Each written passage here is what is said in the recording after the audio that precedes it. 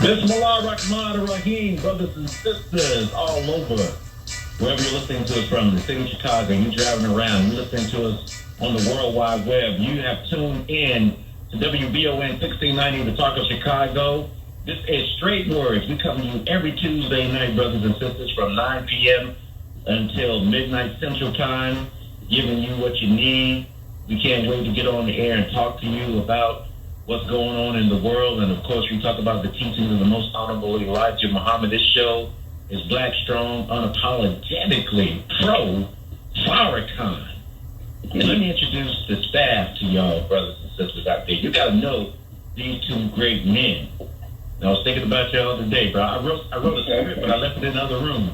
I can memorize it. Brothers and sisters, let's open the show up with two great men, editors of the Final Call newspaper. One is the current, one is the former. And these brothers have been putting it down, pushing the word of God through the mind of the Honorable Minister Louis Farrakhan. I want to introduce y'all to my big brother. He's the former editor, now contributing editor of the Final Call newspaper, the great James G. Muhammad. Assalamu alaikum. Wow, that was fine. Brother BJ, how you doing, my brother? Brother, I'm doing well. Great. This brother right here is the editor-in-chief of the Final Call newspaper. This brother is powerful, unrelenting, uncompromising. I'm talking about Brother Nabar Richard Muhammad. Assalamu alaikum, big brother. Wa alaikum salam, Brother BJ. Thank you for the introduction. And my hope is to be all of those things. And I aspire to try to live up to the great knowledge, opportunity, love that's been placed in my heart by this man, the Honorable Minister Louis Farrakhan. Amen. And the Most Honorable Elijah Muhammad. Assalamu alaikum, Brother James, as well. Wa alaikum salam, sir. So, brother, but I wanna say from the outset, and we've always made this clear in every broadcast, I am not a spokesperson for the Nation of Islam, nor Minister Farrakhan. This is not a Nation of Islam production. This is not funded by the Nation of Islam. This is a private venture that Brother James and Brother BJ and I have embarked upon because we want to be strong witness bearers to the man who has impacted our lives. We want to be witness bearers to him and to the truth about him, right? So, brothers and sisters, we got an interesting conversation tonight, and I thank my brother James Muhammad for giving me that word, because I think that's what we want. It may become a intense conversation at times, but I don't think it's nothing we can't handle if we simply take a moment and reason together. So the subject of this is Farrakhan can't speak for black folk? ? This begins with a long-standing feud between Uncle Luke Campbell and Tariq Nasheed of the Foundation of Black Americans, which is a group that's seeking reparations for black folk based on their lineage. There's another group, Yvette Carnell. We will have her voice speaking in her own voice, taking questions from Luke Campbell in a Twitter space that he held August 25th of this year. Yvette Carnell is the creator of ADOS, ADOS, African Descendants of Slavery. Both of these groups, over the last, I guess, eight years now, I think. Well, as Yvette Carnell said, her group is older than Tariq Nasheed's group, Foundation of Black Americans. But at any rate, these groups have really helped to raise awareness about reparation and having our people stand up for reparations. There's really no doubt about that, even if the majority of our people may not know of these two groups, they have really raised the profile and discussion about reparations among us. So we begin with a long-standing feud between Uncle Luke Campbell and Tariq Nasheed of the Foundation of Black Americans. It kind of begins when Uncle Luke posts a video clip where Kamala Harris is called a black woman by the Honorable Minister Farrakhan. But the clip is from several years ago, and the minister was describing growing white anger as we rise. And the open enemy sees signs of us coming into power, not as vassals, not as tools, and slaves to America, but rising in our own nation. The minister has said nothing about Vice President Harris. He just hasn't. So in essence, it is wrong to take the minister's words out of context. He speaks straight words, and we all should strive to keep them in context, even when we want to move to the point. So the point that Luther Campbell was trying to make is that within the foundational Black Americans and the ADOS movements, there's really been a rejection of Africans and immigrants. Adherents to these movements say that's because blacks have a special place in this country. Black Americans who were descended from our ancestors that were enslaved, they hold a specific place, and reparations should be for them. And they are now claiming that as their identity, which is rather interesting. This delineation, and on their part, calls for reparations for these people only. The foundational Black Americans have often used the insulting term tether to insult or diminish other black people, and discussions have often taken a very ugly turn. There's now a video circulating among that group that's called Grinding for a Green Card, and it depicts an African kind of cavorting with white women to get a green card to America. So Luther Campbell asked in a Twitter space hosted August 25th if black immigrants are tethers. And Kamala Harris is a tether because her father is from Jamaica and her mother is from India, right? If it's true of these two, well, if it is true of her, the child of immigrants, why is the Minister Farrakhan? This is Uncle Luke asking this question. This is Uncle Luke. And Uncle Luke, or Luther Campbell, by the way, his parents are from the Caribbean. Of course, he's born and raised in Florida.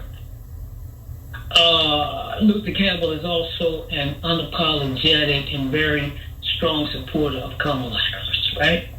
So there's been some who have said she's not black. He has bristled at that and what he sees as black folk dividing black folk. So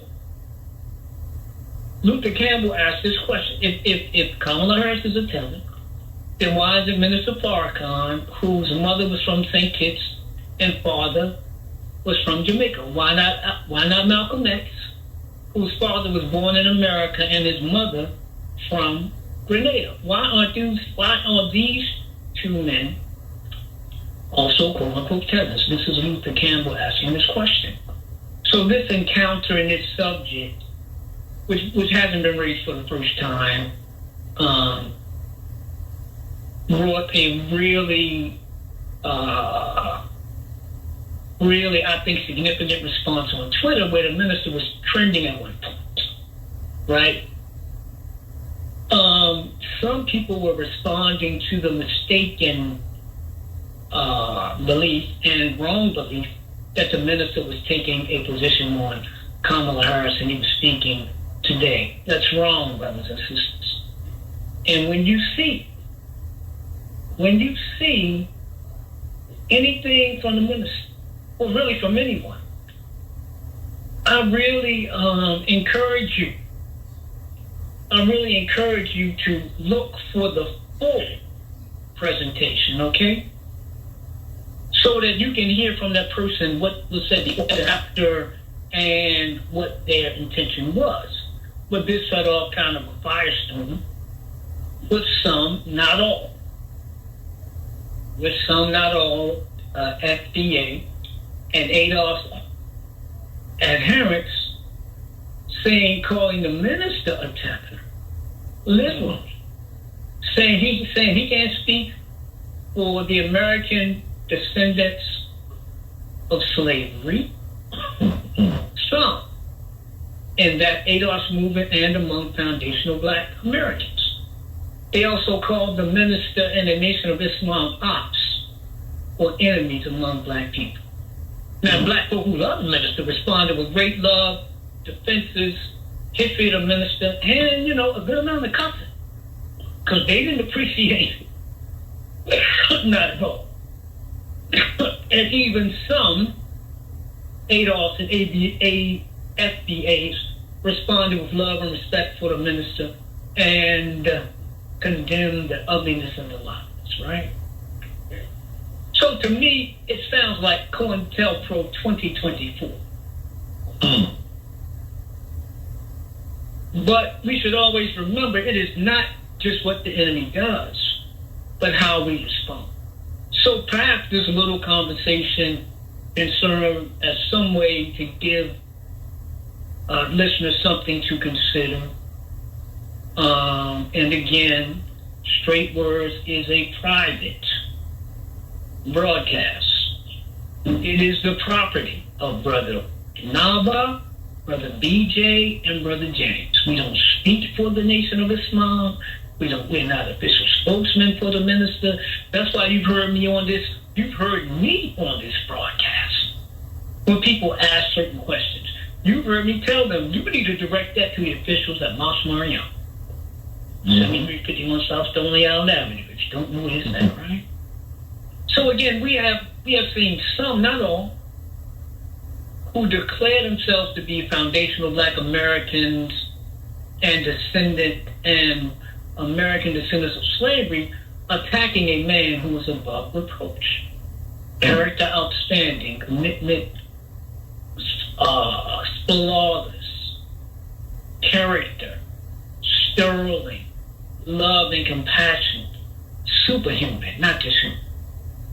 But a man who is not above criticism, if you want to make an argument over something that you disagree with or a point you like to discuss, that's allowed. But it should be far above the slander, the malicious disrespect, the lies, and the false charges. Some have a law administered Farrakhan, and it leads me to speak. I'm just speaking for me. That maybe you don't quite see clearly, or maybe you still suffer from the leprous-minded disease of white supremacy. If you would say such against a man who is your true brother and friend, and is working and raising and sacrificing and dying a little every day to raise a nation for your benefit, you don't have to accept or believe the promise of the Black man's God.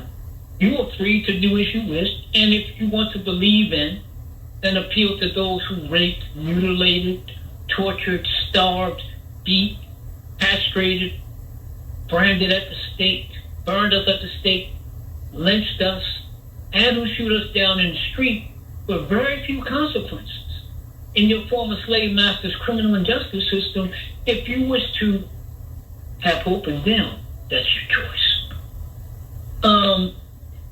I'm not going to argue with you, and we're not allowed to argue with you. John Elijah Muhammad said the truth is so plain, even a fool can understand it. Mm-hmm. But certainly what we have seen on Twitter and other places has COINTEL vibes written all over it.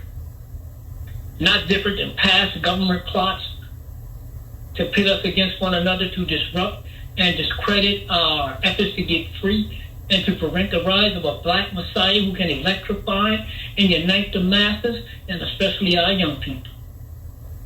It was the FBI mainly, but also local and state agencies plotted and manipulated, armed, and killed or had us killed. Their agents did. Literally kill one another in the 1960s and early 70s. They say it was disbanded, but was it? According to the Guardian newspaper, and this is the headline, the FBI has a history of targeting black activists that still through today. The FBI has long disrupted and discredited civil rights leaders. It should put its authorities to better use by holding police officers accountable. This was an opinion piece published in the UK Guardian. It was written by Mike German, and it was published July 26, 2020, I believe, 2020, about 4 years ago, right? Quote, I'm quoting from Mr. German now. The FBI COINTELPRO program targeting civil rights leaders like Dr. Martin Luther King and Stokely Carmichael was specifically designed to prevent the rise of a black messiah who could unify and electrify the militant black nationalist movement, rather than to prevent any violent acts they may perpetrate. Now check that out. They weren't worried about violence. They were worried about unity. Back to Mr. German. The methods included informant-driven disinformation campaigns. What? Informant-driven disinformation campaigns designed to spark conflict within the movement, discourage donors and suppliers, and even break up marriages. Overt investigative activity was also used as one stated goal of the COINTELPRO program was to inspire fear among activists by convincing them that an FBI agent lurks behind every mailbox. Again, continuing from Mr. German. Stay with me, y'all. Exposure of the COINTELPRO abuses led to an era of reform starting in 1976, including guidelines issued by the Attorney General Ed Levy to limit FBI investigations of political activity by requiring a reasonable indication of criminal activity before intrusive investigations could be launched. Unfortunately, please listen to this now. Unfortunately, the guidelines were weakened over time. Most severely in 2008 by the Bush administration Attorney General Michael Mukasey. Mukasey's guidelines authorized a new type of investigation called an assessment, which required no factual basis for suspecting individualized wrongdoing before agents could employ intrusive investigative techniques such as overt and covert interviews, physical surveillance, government and commercial database searches, recruiting, and tasking informants. The FBI interpreted these guidelines to allow its agents to use census data to map American communities by race and ethnicity and to monitor, quote, ethnic facilities and quote unquote behavior.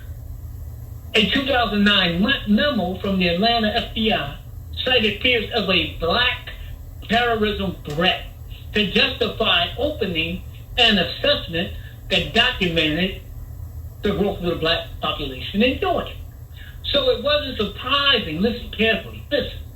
So it was not surprising when a new generation of political activists started the Black Lives Matter movement to protest police violence after the fatal 2014 shooting of unarmed teenager Mike Brown in Ferguson, Missouri. The FBI began tracking them all across the country, using its authority to conduct months-long investigations.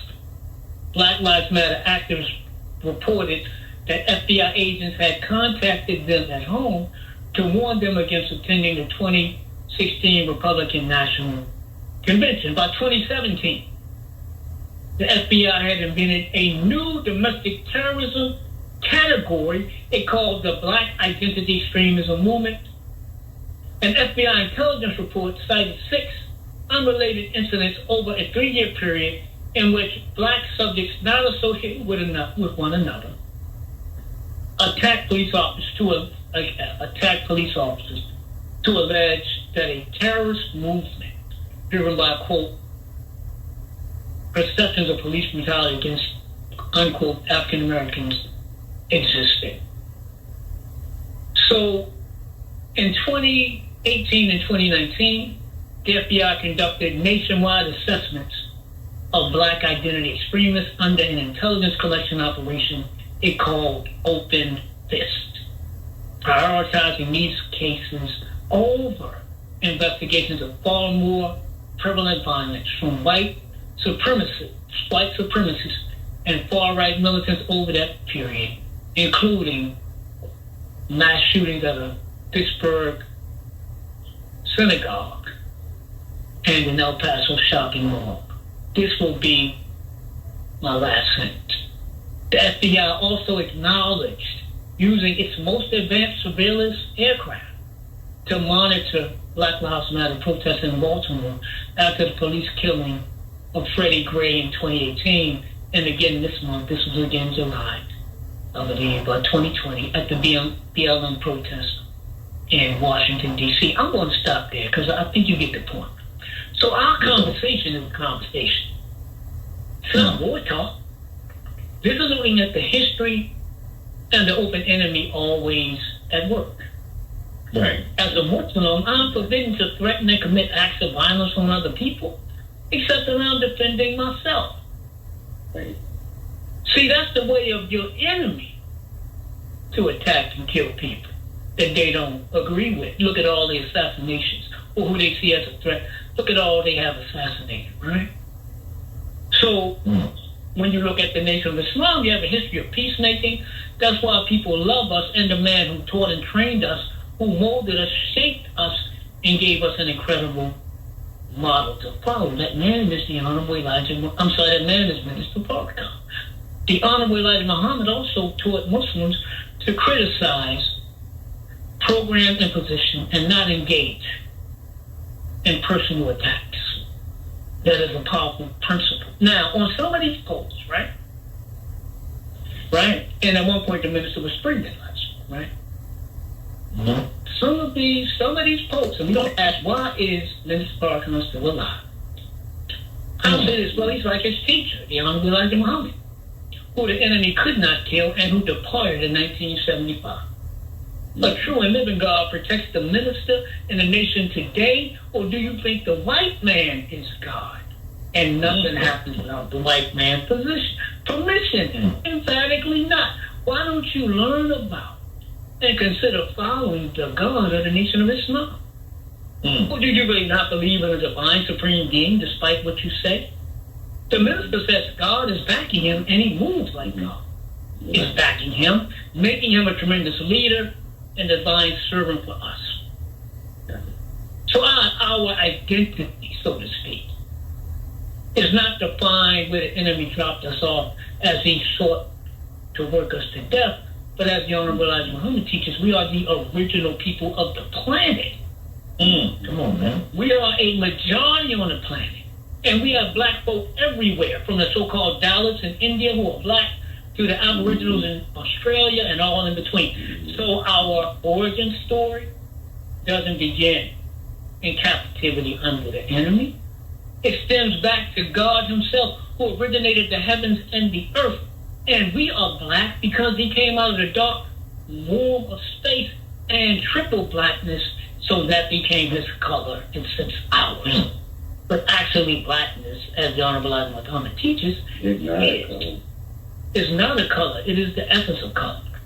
Mm-hmm. The Honorable Elijah Muhammad taught we are living in a time of black universal rise where the darker people of the planet are moving for self-determination, and we will not be unsuccessful. Let me say that, brothers and sisters.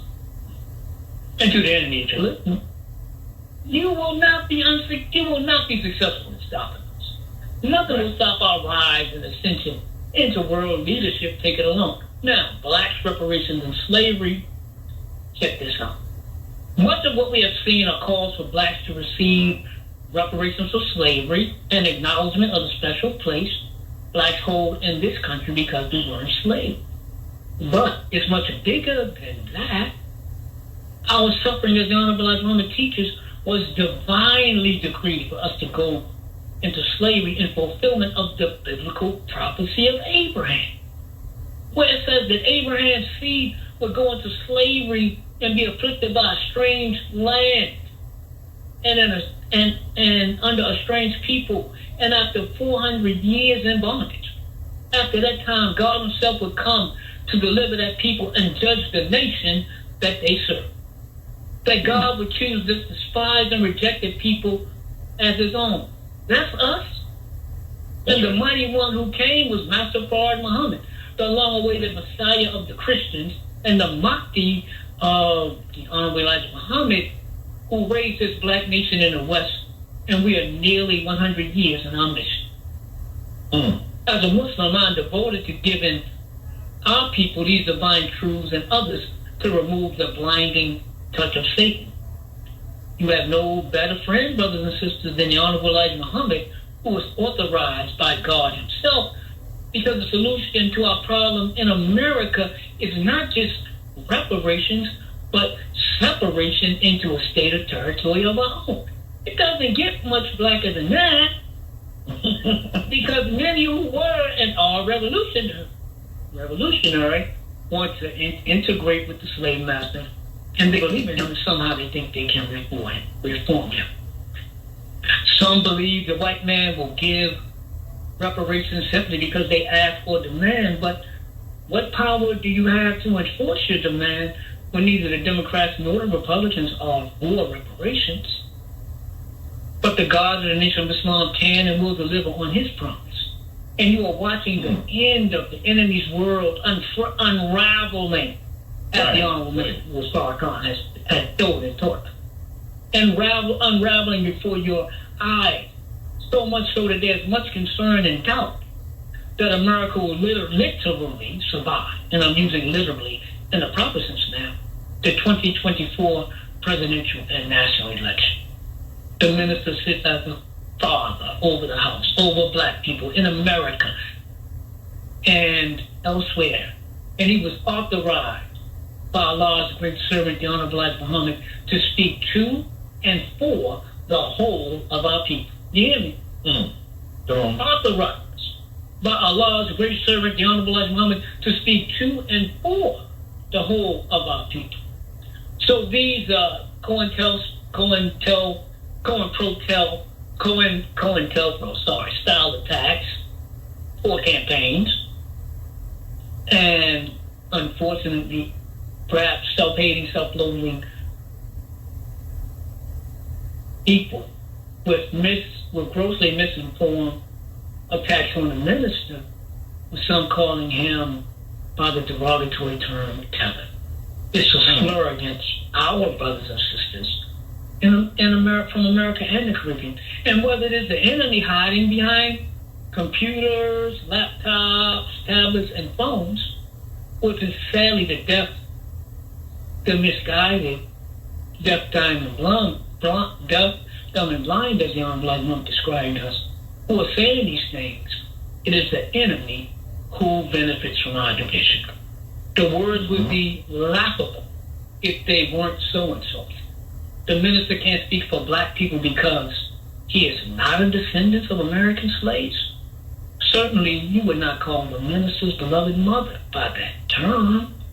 A woman who was from St. Kitts on the fringe of the Garvey movement, but she fed his mind on the black struggle, having him read Crisis magazine. So from a young child, he loved the black people and longed to see us free.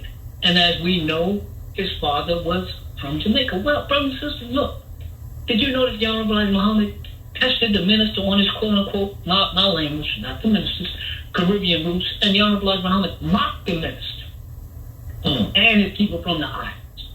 And the trial was so painful and severe, it brought the minister to tears. But in his next lecture, the minister talked about the black man in America, and that if he could not go into the new reality, he would be honored to put the black man on his shoulders to carry him into the promise of God. What manner is this? What manner of man is this?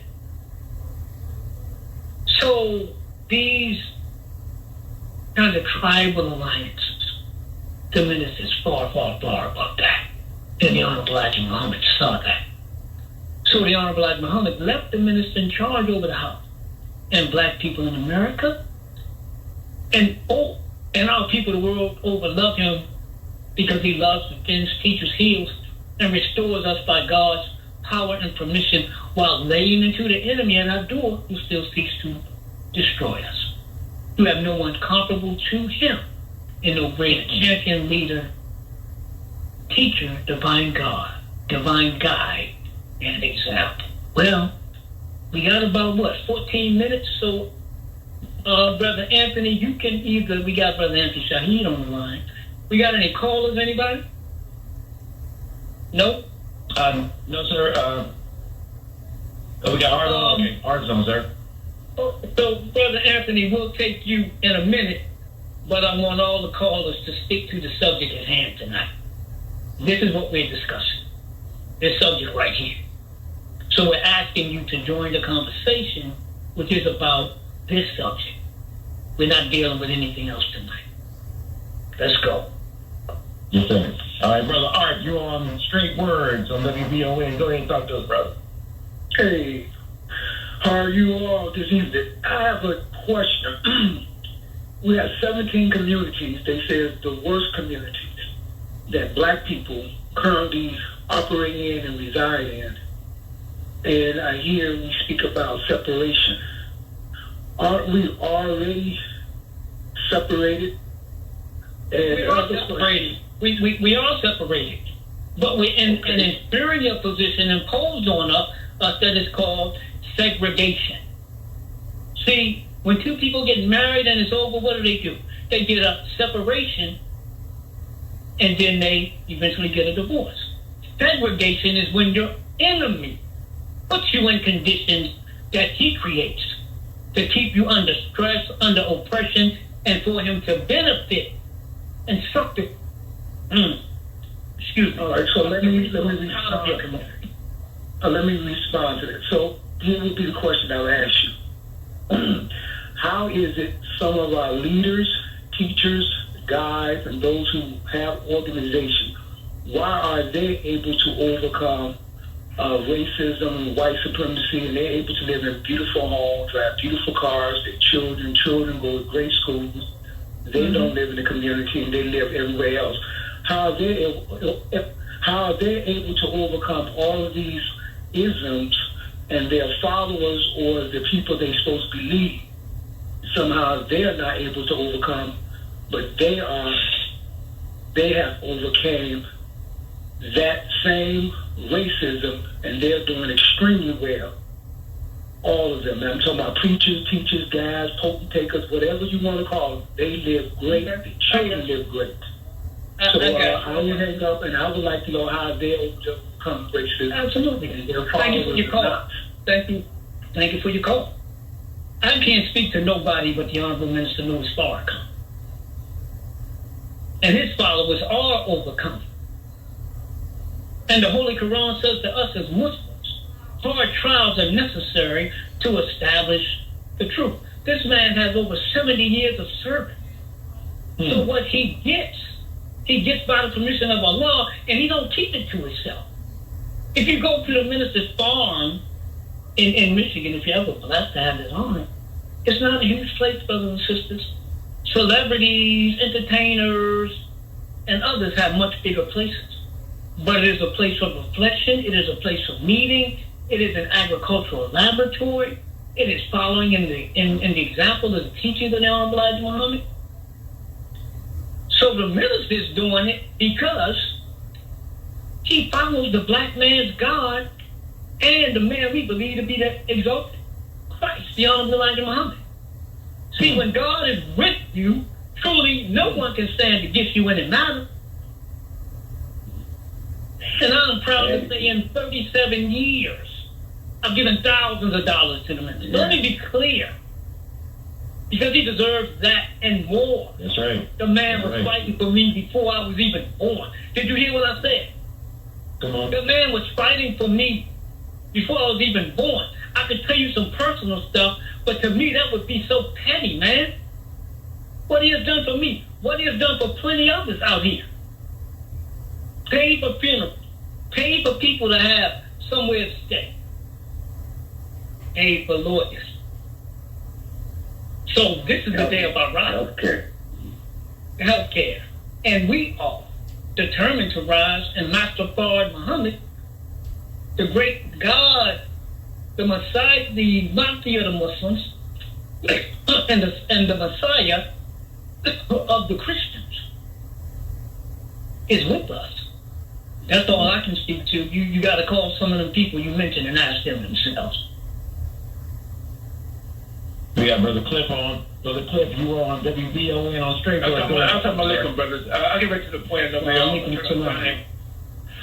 all I simply say, as a Christian, I was brought up and raised in a black church. Father was a pastor, so I've been all accustomed to that. You know, and Brother Art makes some good points in terms of the pastors, but he included my father, even though he was involved in civil rights and he understood the racism that exists. But what happens is that when he was in the church and he was speaking to that, a lot of the people, a lot of the congregation that felt uncomfortable. So he had to cater to pretty much the congregation, you know, and talk to Lily, you know, the safe thing, which is just trusting God, you know, everything's going to be okay. You know, so I was raised in that. However, living in a white neighborhood, man, I experienced racism every day. You know, it got to the point where I thought my name was the N-word because I was being called nigger, man, so many times. Excuse my expression, I apologize if I can't use that word, but I won't use it again. I'll just use the N-word. And so I would ask my dad, you know, Dad, why are we dealing with this? Why, you know, God is made us all equal, so why are we still being discriminated against in the whole 9 yards? And I couldn't get this from all preachers. You know what I mean? And the only one that spoke maybe partially truth, man, was, you know, Martin Luther King, and in his speeches and in his preaching, which a lot of white Americans don't expose, is that, you know, Dr. King talked about the whole challenge of racism, discrimination in this country. But a lot of people focus on, and here's my point, a lot of people focus on the love. You gotta love your enemy. Pray for your enemy. And it just didn't make sense to me. And so finally I heard some speaking coming from the Honorable Mrs. Louis Farrakhan. And let me say this, brother. When you hear truth, that issue resonates within your soul and your spirit. I don't care what religion you practice. You know what I'm saying? When you hear truth, it just does something to you. I'm like, yo, brother, whoever this dude is, this brother is speaking truth to my experience and was speaking on the white racism. And then the white God, the white Jesus, man, everything was white, bro. And trust me, with my whole evaluation, man, I was like, yo, throughout history, there's only one person that speaks truth and makes that, listen, and he makes a sacrifice. He says that I remember Louis Farrakhan is living good, and what she deserves to live good, right? And the people, the black people are taking care of him. You know, he said, you're supposed to do that. But the thing is that when he has the courage to challenge the white man, the enemy, without fear. A lot of our black leaders, to our point, had fear. You know, and even to the point, man, where our own community, with the self-hatred, man, I couldn't understand it. The Honorable Minister Louis Farrakhan message to all that. So in closing, all I'm simply saying is that listen to this morning, right, to our brother Rufus. He had a guest, and it was a white boy, and he was speaking on the rise of these white militia groups that are rising. And for the only thing I can say is that, you know, and you and I, we go, brothers, we go back and forth because what's happening right now in our black community, is that our youth is so misguided. The killings. You know, I just saw down in LA a footage, man, on YouTube where they were shooting at a funeral. And so they made the comments that we have been so misguided. You know what I'm saying? Where we're killing each other, we're killing ourselves. And then, of course, once that's done, then here comes the white man. They're going to finish us off. So when the Honorable Minister Louis Farrakhan talks about white racism, Brother Art, he has a right to. Nobody else is speaking on this. And it's truth. Nobody else is speaking on what's happening to us and the agenda that's coming forward. Project 2025, all that, brother. So all I'm simply saying, man, is in closing that I'm thankful for the Honorable Minister Louis Farrakhan. And let me say this. I do believe that from a spiritual standpoint, God uses divine people to get a message to us, to warn us, to guide us, and that's Him. I can't find nobody else on a national level to do that, so I get offended with anybody says anything. And I'm not even a member, but I get offended, man, because he stuck his life out. And I'll give you my last point. And what made it, and I trusted him, and I'll give you an example of how I trust him, because when that COVID came in, right, when that COVID hit, all black preachers, under the influence of white Democrats, were telling the congregation, take the vaccine. It was something in my heart. I just didn't feel comfortable. I said, let me hear what the Honorable Minister Louis Farrakhan would say. And the brother man spoke truth. He said, don't take that vaccine. I trusted him. I did, even when I had a separation in my own family as Christians. You know what I'm saying? I trusted the Honorable Minister Louis. He had a history for the love of black people. Why would he tell us to do anything else to kill us when all his life he's been saving us? So I end with that. Thank you, brother. So, brothers and sisters, I hope you're enjoying how the conversation is starting off and how it's moving. And again, I thank my brother James G. Muhammad for giving me that word and that thought conversation. Let me tell you something, brothers and sisters. There's nothing like a good brother, man. That's right. Nothing like a good brother. Well, brother, we're going to take a break in a minute. When we come back, brother Anthony Shaheed and brother Ajuma from St. Louis are going to join us. And we want you to call in at 773-591-1690 and join the conversation. Brother BJ, you know what we need, right? And we really need what we need. That's right. We need some funds, brother. We need some funds. So, brothers and sisters, for the past, hour, we've been listening to our brother give a wonderful defense of the Honorable Minister Louis Farrakhan. Brother James G. can chime in too, and the other brother. So there's not a place you can go in this country on the radio that you can hear this kind of talk, brother. We black strong, unapologetically pro Farrakhan, as you hear, and just like you said, the Honorable Minister Louis Farrakhan is teaching us to be fearless like him, to remove fear from us so that we can go out and challenge the forces that keep our people held in bondage, brothers and sisters. So help us continue to give this powerful word. That somebody out there listening, and they're saying, brother, I'm so thankful that I can hear something like this to nourish and water my spirit so I can get out here and keep fighting. It's Straight Words, brothers and sisters. Straight Words is the name of our program. And you can go to our website, straightwords.com, straightwords.com. We got information on how you can help us financially, because we need your support to stay on the air week after week to keep giving you this powerful truth, and we ain't going to stop. You need to hear an alternative voice to the mainstream media, what's going on, especially in the black media. So keep it right here on WVON 1690, the Talk of Chicago. Go to Straight Words right now. Go to the website, make a donation, and help your brothers and sisters keep hearing this truth. You're listening to Straight Words, Brother Naba Richard Muhammad, Brother James G. Muhammad. I'm Brother BJ. We'll be back with our special guest and more of your phone calls at 773-591-1690. This is the Talk of Chicago, WVON. The Talk of Chicago and the voice of the nation is 1690 WVON, Berlin, Chicago.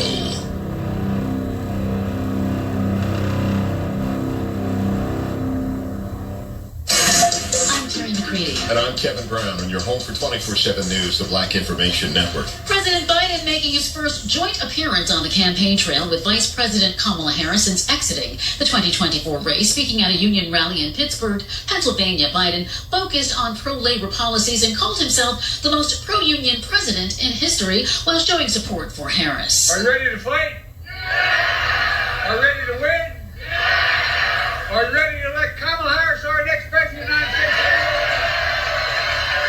He also talked about his infrastructure bill and what he calls the positive impact that it has had on the U.S. economy. Speaking after Biden, Harris said U.S. Steel, which agreed to be purchased by Japan's Nippon Steel, should remain domestically owned and operated. She touted Biden's pro-labor stance. Joe Biden has been one of the most transformative presidents in the United States that we have ever witnessed.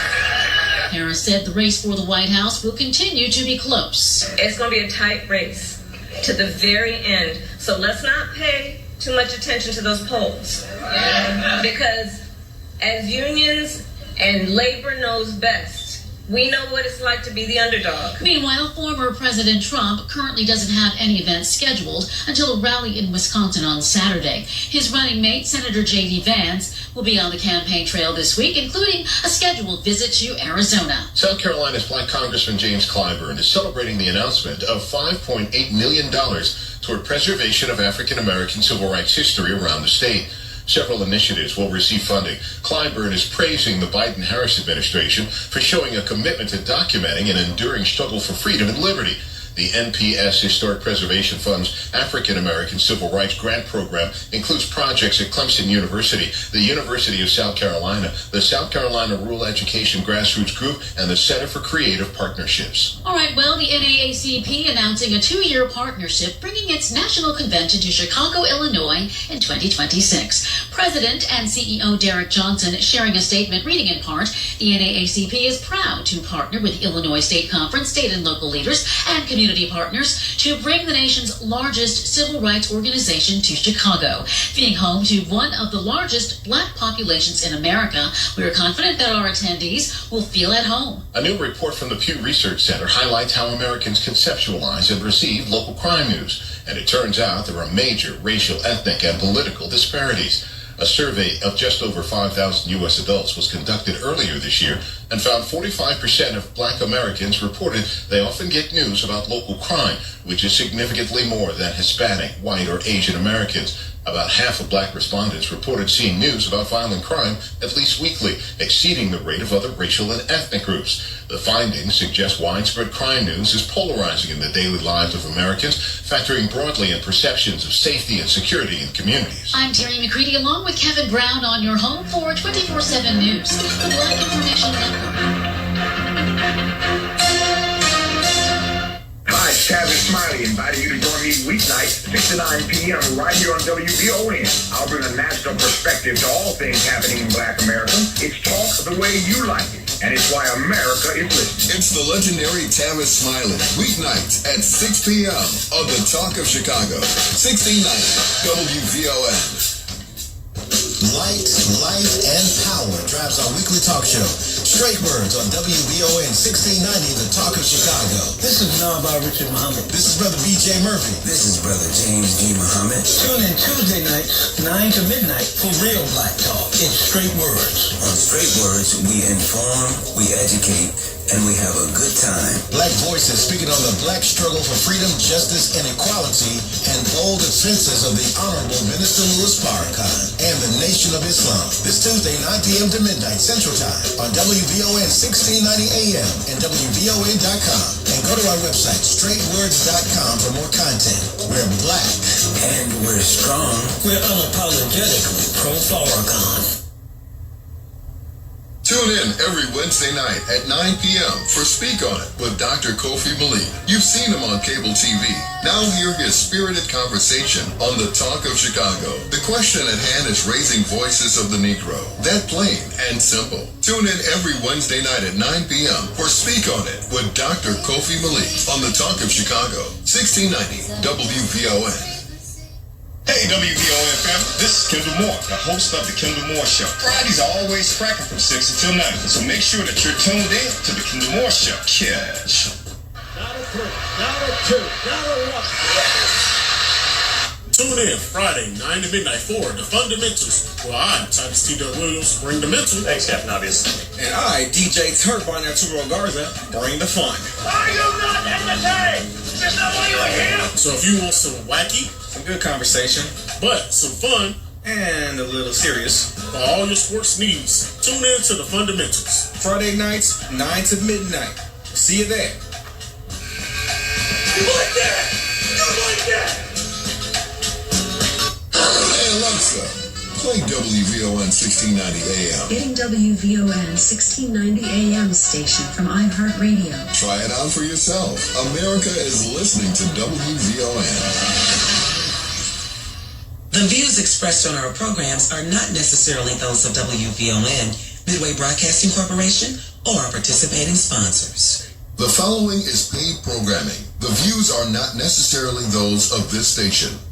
We are the Talk of Chicago, 1690 WVON. WVON 1690, this is the Talk of Chicago, brothers and sisters. Brother Nabba Richard Muhammad, Brother James G. Muhammad, yours truly, Brother BJ. We are here for the second hour of our program. Make sure you go to our website before you turn in tonight, straightwords.com, straightwords.com. We have all the information on the website that you can make a donation, and we would love your support. You can also check out all of our premium content, original content from our editors, and of course we have the replay on demand content from our previous shows that you can check out in case you missed something. And tonight's show will also be up later on tomorrow morning. So make sure you go to the website, straightwords.com, right here on WVON 1690, the Talk of Chicago. All right, Brother Nabba, we warmed up real nice. Let's get into the second hour, Brother James G. Thank you. Thank you, brother. Thank you. We've had Brother Ajuma Muhammad and Brother Anthony Shahid holding. I'd like to bring them in. Then, Brother James, after they finish, you know we got to hear from you, man. Oh, yes, sir. Brother Anthony, you there? Brother Ajuma, you there? Yes, sir. Assalamualaikum. Alaikum salam. Sir. Brother Ajuma? Yes, sir. I'm here. Okay, I'm here. I don't know if they heard you. I'd like to start with a prayer. In the name of Allah, the most gracious, most merciful. I pray with no God but Allah, and I pray with Muhammad, this is messenger. A lot of things have been said, but my brother Jimmy was on just a little bit before me, so I want to give him a chance. I hear about Brother Anthony Shahid all the time, but sometimes we don't get a chance to hear about the quiet man behind the scene. Brother Jim, I would like you to jump in first, because I have so much stuff to say. I don't think it's fair to jump in front of you. Yes, sir. Thank you, Brother Shahid. I will be brief. I want to say also related to the Ball family. Walaikum salam. Thank you. In the name of Allah, the most gracious, most merciful, praise be to Allah, the cherisher and sustainer of the world, most gracious, most merciful. I had an opportunity to listen to the Royal family and the brothers, and I thank Allah for the opportunity to be here, to be able to listen and hear. I, too, stand with Minister Louis Farrakhan. I absolutely respect Minister Farrakhan. I support the movement and the NOI and the brotherhood. And I just thank Allah every day that this man is a blessing in our midst. I know the positive impact that he had on my life. And I, too, have become a conduit and a vessel to be able to empower others throughout the world. And it all stems from the teachings of Elijah Muhammad and his representative, Minister Louis Farrakhan. So I'm just happy to be in that number, and I'm here to take it all in, whatever the brothers would like to share. All right. Well, there's so many things that were said. I don't know where to start at. I mean, this program is an impeccable program and unprecedented. I mean, the methods and the strength that you and the brothers are talking about from straight words is nothing to play with. And I love how you refer to the straight words. You and Brother James and Brother BJ, I mean, y'all ain't playing with them. And we can't. You said something about revenge. And, you know, people, when I always talk about, we have never been a revengeful people. I heard on the tape that you was talking about this guy, the Darwin Wolf. What his little devil's name was? Was it? Yeah. Okay. And he was saying the left was showing an example and proved this example by saying that white boy slept in that church there for 30 minutes.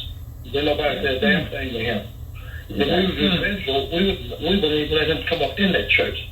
So the spirit most of us, we like being around white folks. I looked him would sit there and plotted when he got through hearing everything he heard, he started letting loose with that gun. And then he showed the example that most time we would have never went out our way to get a little brother with sagging pants, some plaits on his head, and throwing a gang sign. They would have never let him sit there for a whole half an hour and not question nothing. They just wouldn't have did that. So he was showing the spirit that we have. I also thought about something that you were saying, how these different groups, how they self-attacking the elements of the Farrakhan, who we all stand with and who we love. But it's like a litmus test for them. You can't really say who you are if you don't kiss white folks behind properly unless you start showing them how you're going to attack them up to Farrakhan. That's got to be one of the names, got to be expanded. He's not doing this. And with everything that you see in society that the left has been able to do, we could talk about for another 10 hours on all the accomplishments of Farrakhan. We just talked about the Million Man March and then talked about nothing else that would take this whole program.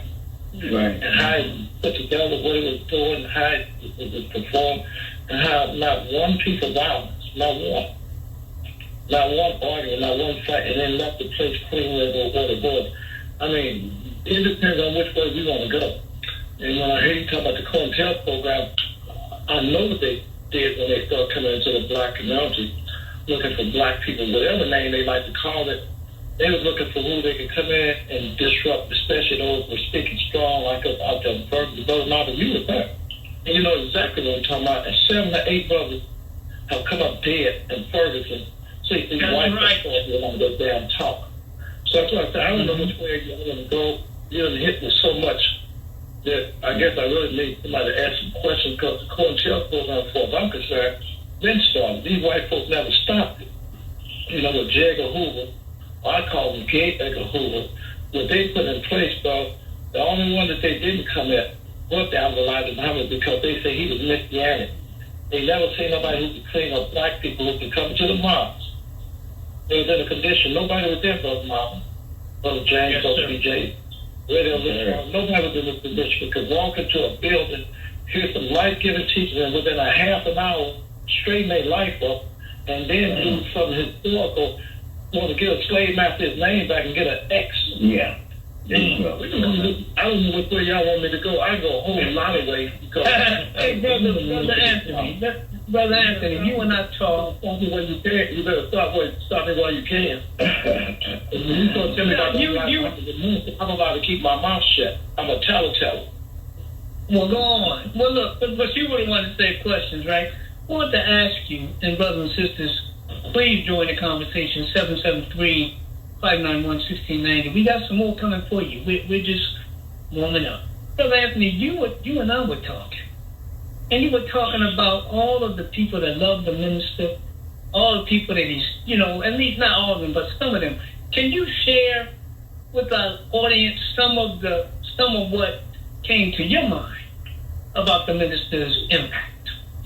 Over the years, you name them. I just said the Million Man March. They were all there. Mm-hmm.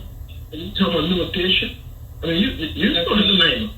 We can do a roll call. Those that are listening, when they call, they can start saying some of the names, because they were one of the first brothers that ever jumped on board when I was really kind of listening. Because for a while, I was really man more than Muhammad. I was not with the nation. No.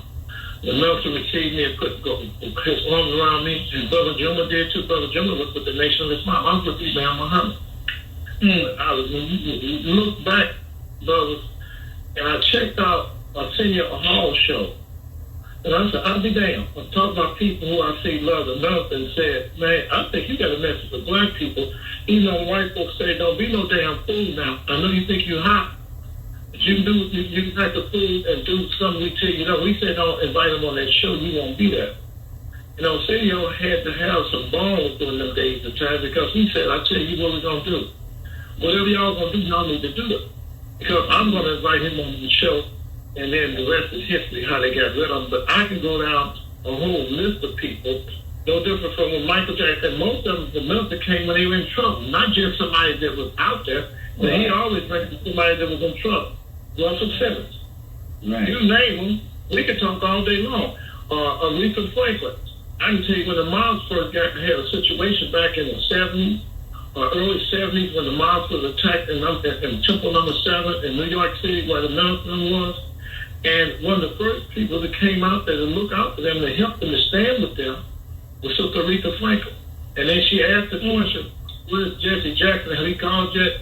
And at that point he had called. She said, don't worry about it, he'll be calling in a minute. James Brown. I can go down a whole list of people from the past, all the way up to the future, all the way up to the nothing that he's affected. And then we're not just talking about no entertainment. I'm talking about world leaders. I was blessed to travel with the Honorable Minister Louis Farrakhan and Brother Minister Akbar Muhammad to Libya back 35 years ago, bro. And I've seen how Colonel Gaddafi dealt with him. I've seen how leaders all around the world leaders, you know, and Africa and Ghana.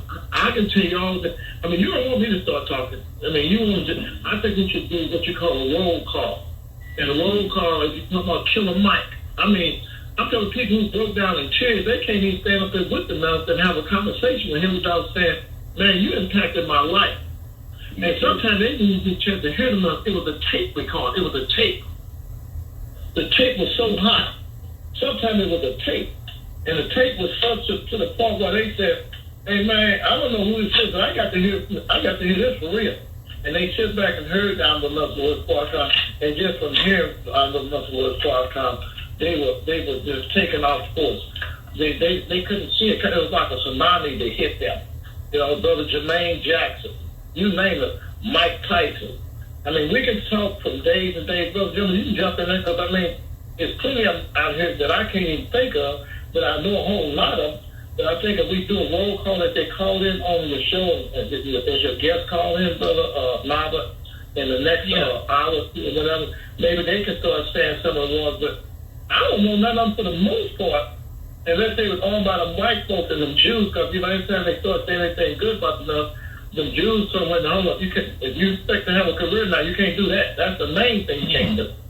Yeah, that's right. But you know, Brother Anthony, one of the things, because see, sometimes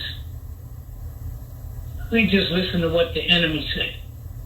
And the enemy always wants to take us back. And he always wants to,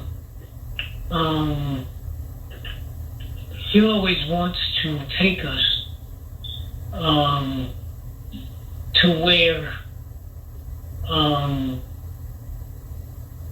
to where they can lie, right?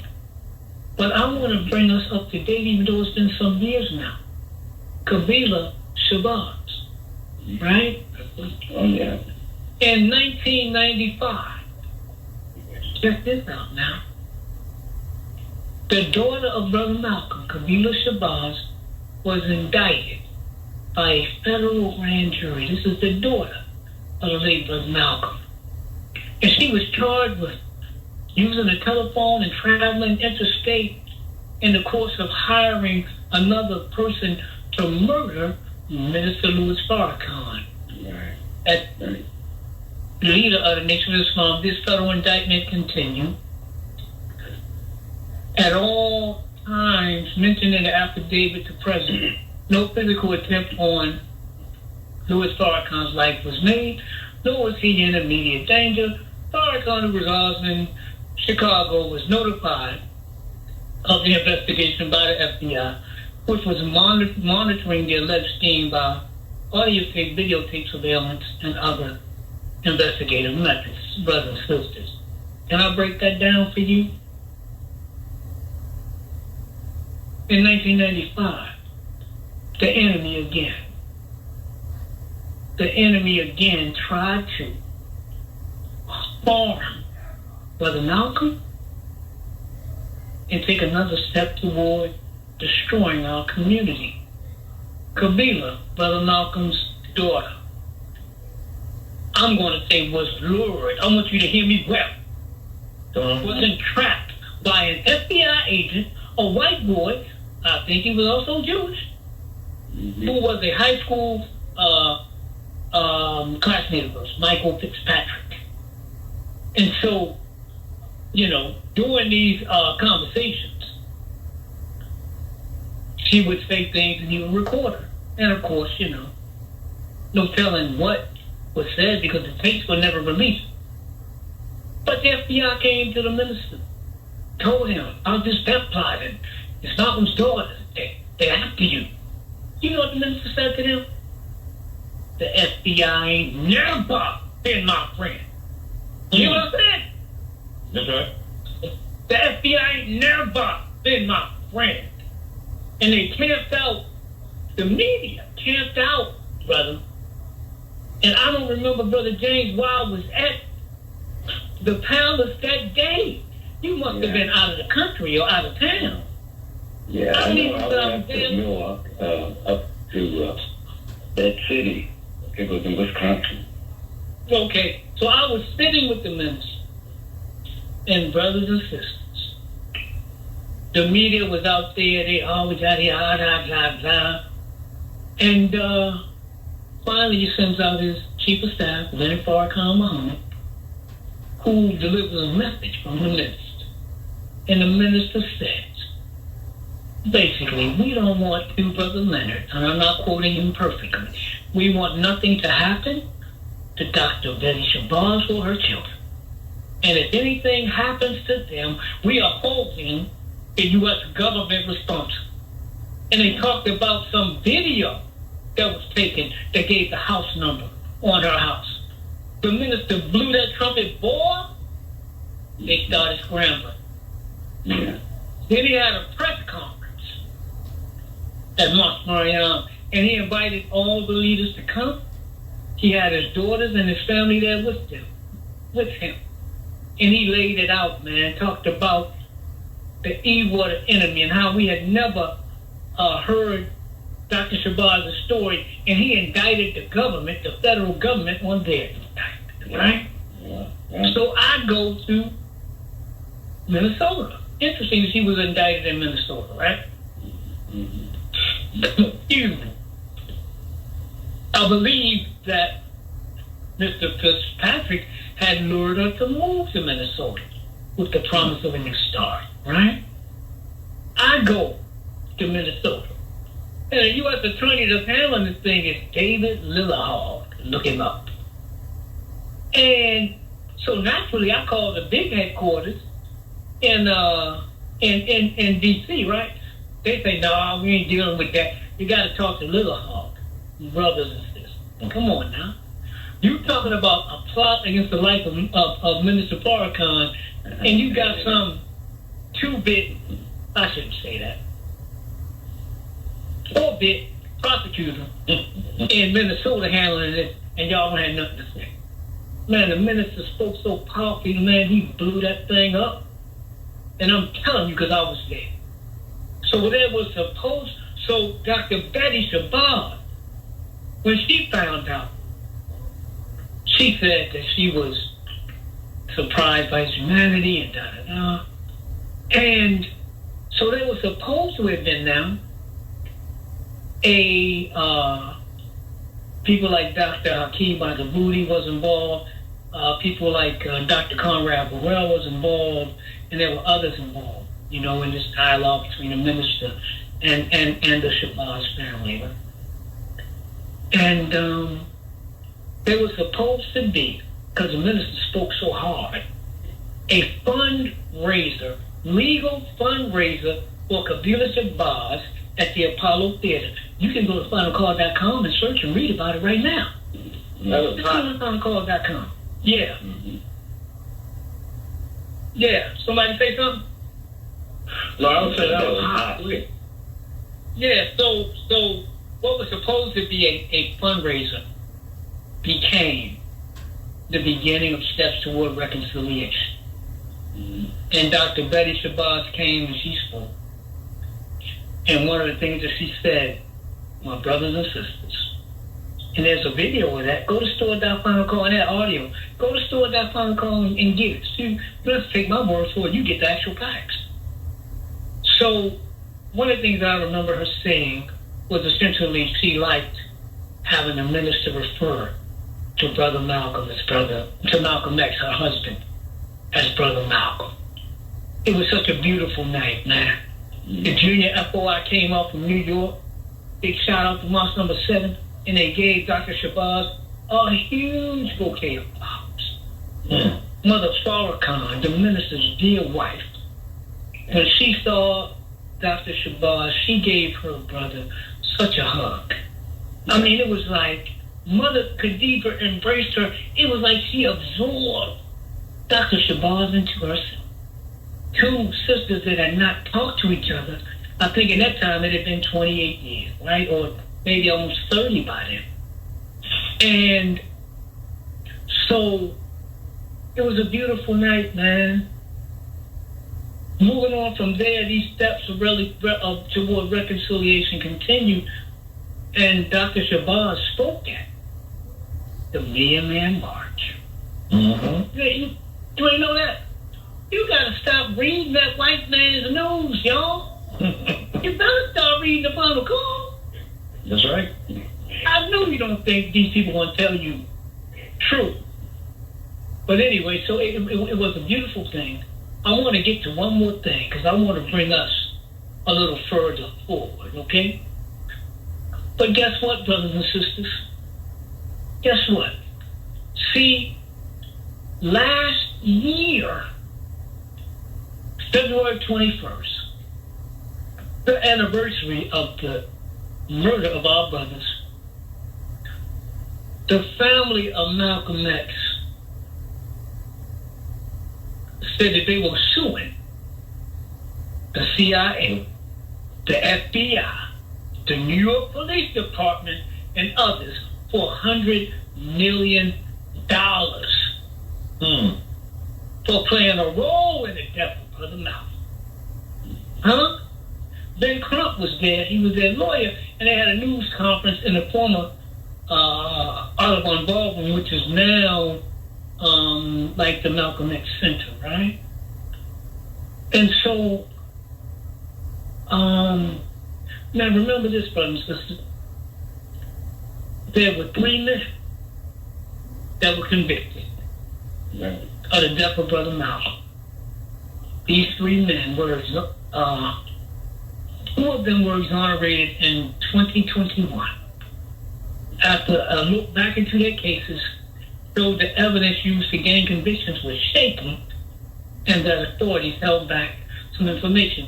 So then Brother Aziz, who was one of these brothers, he sued the state of New York and got several $1 million. Mm-hmm. There was only one man that participated in that attack that said he did it, and he, from the beginning, exonerated the 2 Muslims that were arrested with him. And go to finalcall.com and you will see others, FBI informants coming forward now. Now, do you know the man that's allegedly on stage giving Brother Malcolm after he was shot? You know that's Gene Roberts, right? Mm. You know he was an informant, right? You know that. Yes, sir. Sure was. You know he retired from the police department, right? Mm. You know after infiltrating Malcolm's organization, he went on to infiltrate the Black Panther Party in New York. You know that, right? This ain't news to you. Or maybe you don't know. So we just bearing witness and doing a little roll call. But Jay, you want to get in here or you want to hold up? I've been enjoying you, Brother Nava. You just kind of like set the whole table for this conversation, man. And you just, that opening statement that you gave, brother, it was like the defense attorney and for the work of the Honorable Minister Louis Farrakhan, because he laid it out so beautifully. And I would add to that, though, brother. If even in this conversation and in this issue with regard to the the groups that we brought up earlier in the conversation about ADOS and all of that, if they took the minister's example of how to approach a problem, the result of the issue would dissipate because the approach would end up being a love fest rather than a debate or an argument. And why do I say that? Now, instead of us focusing on the negative, let's look at what is causing this whole negative. As you pointed out, man, we got enemies that have not stopped since we've been brought over here to keep us in bondage. And you referenced Cointelpro. It hasn't gone away. As a matter of fact, it's gotten more sophisticated than ever before. The way the FBI and the FBI, how they created letters and sent it to certain Panther members or sent it into the Delineation, disparaging different people or creating mischief through their letters. That whole thing is happening today. So when we see a commotion start or an argument start, we gotta kind of like look deeper into it to see where the source of it is coming from. And oftentimes we will see the enemy's hand in that source. It makes me think also of just this recent, the DNC conference where they had thousands of people marching, calling for a ceasefire, protesting the genocide that's happening in Israel. And for the most part, it was peaceful. But there were certain factions or parts of them who broke off and, either tried to break through the police barricade, et cetera, et cetera. And so when you see something like that, I'm saying that you got to ask, where did that come from? Are these provocateurs that have been sent in to cause a disturbance when ordinarily it was meant to be peaceful? Or were these just sporadic deeds that somebody decided to do? So to your point, always look underneath to see the source of what's happening. And I think the way you just laid everything out, man, was beautiful. So because I'm wondering, why we got a big problem, and reparations is a major issue. For me personally, I follow the Honorable Elijah Muhammad's program. It's laid out in black and white. It answers every question that we need to have answered with regard to this issue of reparations and how the government should respond to it. So, I just think, to your point, let's have civilized conversation about these touchy issues, and we'll come out holding hands, and whatever differences we have, I believe will just dissipate because of the love that we show in the content of our conversations. But that's all I had right at this point, man. I like listening to you the way you was breaking it down, brother. Yes, sir. Crazy to I want Brother Gemma to pop back in there. Brother Gemma, you really haven't got a chance to say anything, and I want the world to get a chance to hear you. To be honest with you, Brother Shaheed, I'm just so inspired with what I'm hearing. And the brothers are absolutely 1,000% on point. We have an open enemy who camouflages himself and herself on so many different levels. They use the media as a seductive tool to will our people in and create confusion and discord. They love to keep us confused and divided. That way we become our own enemy and overseer. And to have the teachings of the Most Honorable Elijah Muhammad as a foundation is just a wonderful pathway to success, in my opinion. I see the transformation that it's had in my life and so many others. And again, I just thank Allah for His mercy for really, Brother Shaheed, bringing us all into, that teaching. We talk about it all the time. It wouldn't be no Malcolm X. It wouldn't be a Minister Louis Farrakhan. It wouldn't be an Anthony Shaheed. It wouldn't be a Brother Nava. It wouldn't be none of us if it wasn't for that teaching. And that teaching was so prolific. It was so profound.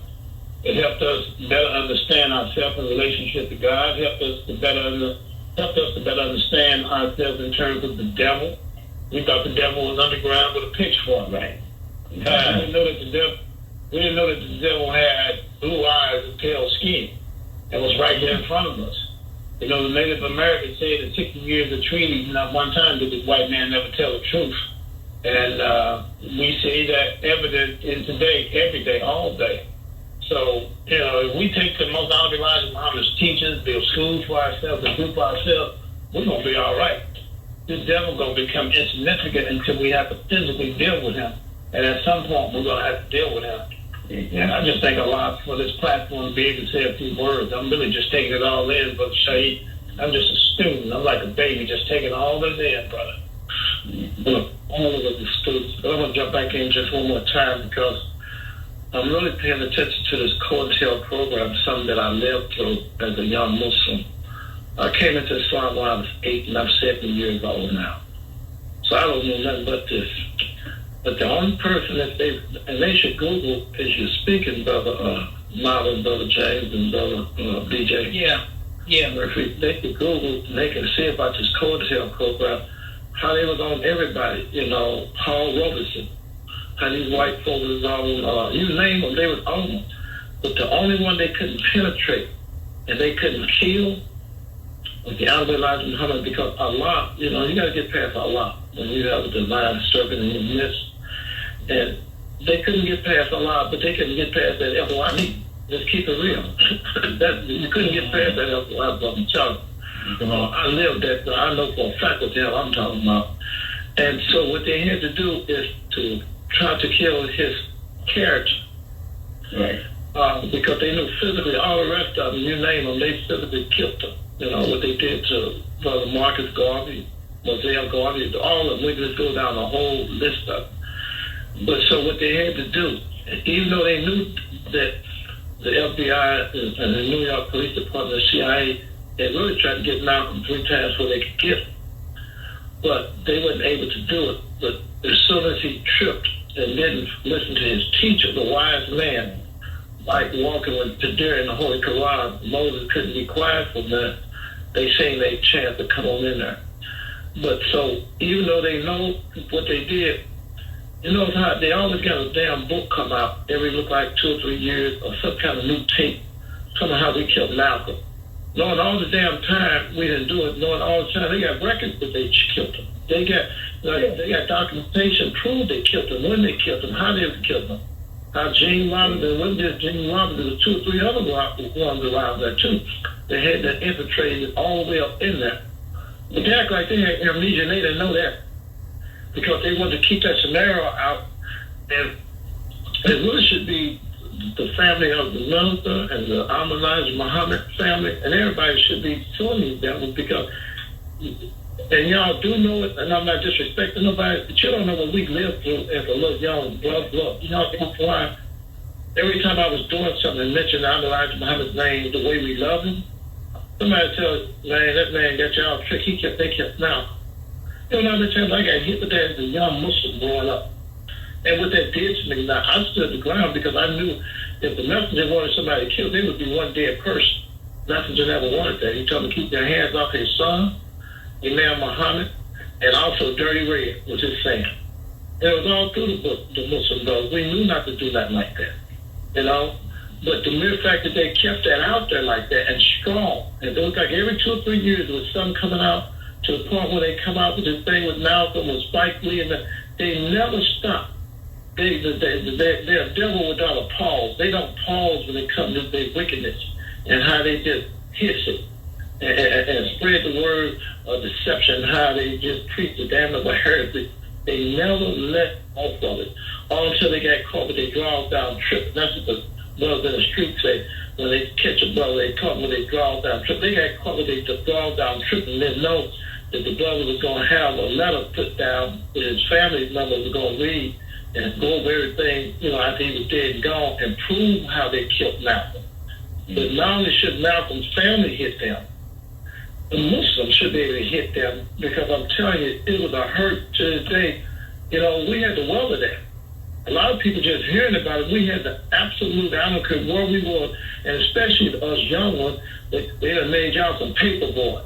Got y'all on the streets that we knew we had a word that was in that paper, in the Muhammad Speak newspaper, that could raise the dead and to clean us up and everything. But you got to understand what we went through during that time. So I'm going to just kind of sit back for a minute and just keep listening. But they don't know what the Elijah Muhammad means. But the Elijah Muhammad loved us more than we loved ourselves. He said it was 30 million of us, and we got every last one of us.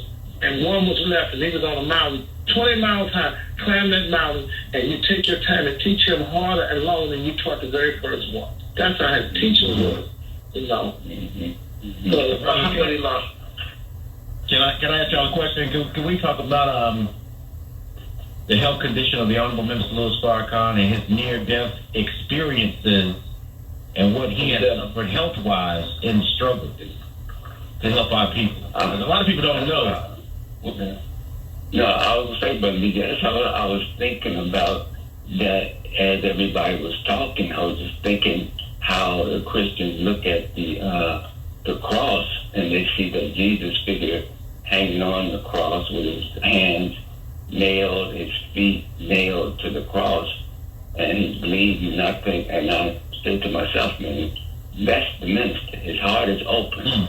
His life story is before us. I mean, he hasn't kept any secrets from black people, from the nation.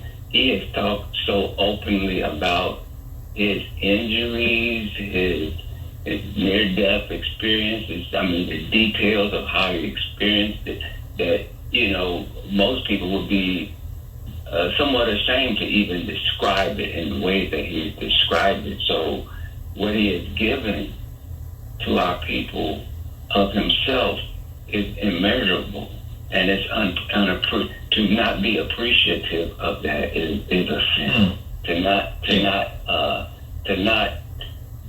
denigrate that. I mean, it's a sin because the man has walked through fire for our people, and he's been, like you said, near death, moments from death, where they had to, according to what was been said, turn his body upside down in order for his vital organs, his brain, etc., to get blood to it. And so, you know, to denigrate that, and he's been the voice. Somebody was mentioning, when you hear him speak, the tape transforms your life. You don't even have to see him because of the word, the truth that's in the word that he speaks. So, I mean, that was what I was thinking as Brother Shaheed was so eloquently talking about the history of the nation. And of course, the minister comes from a man who was taught by Allah God. And for us, as a people, I mean, I know myself. I mean, as a people, if you're not familiar with the teaching and you're just hearing this, a lot of this could kind of so strange, but it was nothing as strange as me being told as a child that when I die, I'm going to go up into the sky in heaven. I couldn't imagine that. And I couldn't imagine somebody living in the ground with a big fire where you would go. So I couldn't imagine that. So when I was presented with something that made more sense, that was much easier to accept and to investigate, and then to at some point become a believer, and inshallah to continue to grow and believe. So I just want to mention that, brother. You mentioned exactly what I was thinking. Can we go to the phone line real quick, brother? Absolutely, let's go. We got Brother Ronald Muhammad. Assalamu alaikum. You're on WB, only on Straight Words, Brother Ronald. Wa alaikum salam. Brother, there's nothing much more that I can say that hasn't been said. I bear witness to all that they said, and as we talk, you know, if we can't see the parallel of the scriptures being fulfilled, then we are truly deaf, dumb, and blind. And I mean, what we've been given is the epitome of love. And that's the energy source that motivates our God to do all that He does. And if we can't see, and I guess we've been told to take plenty, we've been taught to take plenty. So you know, this game that they're playing, divide and conquer, I mean, by now it should be played out. It's been played with Du Bois and Booker T. Washington. You know, Malcolm and King. You know, the minister and trying to bring him up against Malcolm in his death. You know, please. What they say, the new code is what? Be one, black first. And we have to be willing to give the movement a higher place. What they talk, inordinate self-interest is a flaw within the community. Inordinate self-interest. Get yourself out the way and get with the movement. If it's not going to help the movement, if it's going to cause a discrepancy, or halt our forward progress, get yourself out the way. That's right, brother. You know, so I end it with that. But you brothers, you've expressed, you've made it crystal clear, and just to see, you know, boy, the suffering. If we look at the prophets, if we look at the holy men of the past, they all suffered. You know, so we got to, you know, if these are suffering servants, we're suffering servants, brother. So Allah is just making His word bound, and the wise would be wise to join in and what they used to, the mother used to take us out of this class. And one of the things she had to say, now is the time for all good men to come to the aid of their nation. And now is such a time. Assalamu alaikum. Big salam, brother Ronald. You can call in, brother, to 773-591-1690, 773-591-1690. You want to get in on the conversation, brother Nabab? You know, brothers, I really thank you, because the Nation of Islam, right? First of all, the minister revived the Nation of Islam in 1997 after it had been destroyed. There was no nation. It was a change after the Honorable Elijah Muhammad's departure. His son took over, and he did what he thought was correct for the nation. Took it into a more orthodox practice of Islam. The minister, after about 2 and 3 years, I guess, pretty much 3 years, he traveled. He traveled different places, and for about 3 years, you know, and he saw wherever he went that black people were on the bottom. So he proceeded to decide he was going to rebuild the Nation of Islam, starting from nowhere with nothing. Now, I want you to remember, see, so I'm 63. See, I remember the late 70s and early 80s. You know, understand? Right. They weren't trying to be Afrocentric. They weren't talking about melanin popping. They were trying to get in to the white man's society and do it big, do it big, do it big. At one point, they talked about a new class of politicians that they called non-racial politicians. One was Mayor David Dinkins in New York. One was Mayor Kurt Smoke in Baltimore. I think Wilson Good in Philadelphia may have been another one. And they were talking about now these appeals that these black politicians had across racial lines, because usually to elect a black person in a major office, you had to have really overwhelming black support, or if it was a congressional thing, they had to be drawn into a district that was predominantly black. That was the only way they were getting into office. If you talked about Malcolm X back then, you were considered radical and crazy. Do you hear me? Radical and crazy. There was no stamp honoring him. If you talked about reparations, you were considered crazy and out of touch with reality. So even though our late congressman out of Detroit, John Conyers, what'd you say, brother James? How many years you say it was that he would introduce that bill? About 40 years. And now Sister done reintroduced it. And they still ain't dealing with it. Just to have a study, y'all.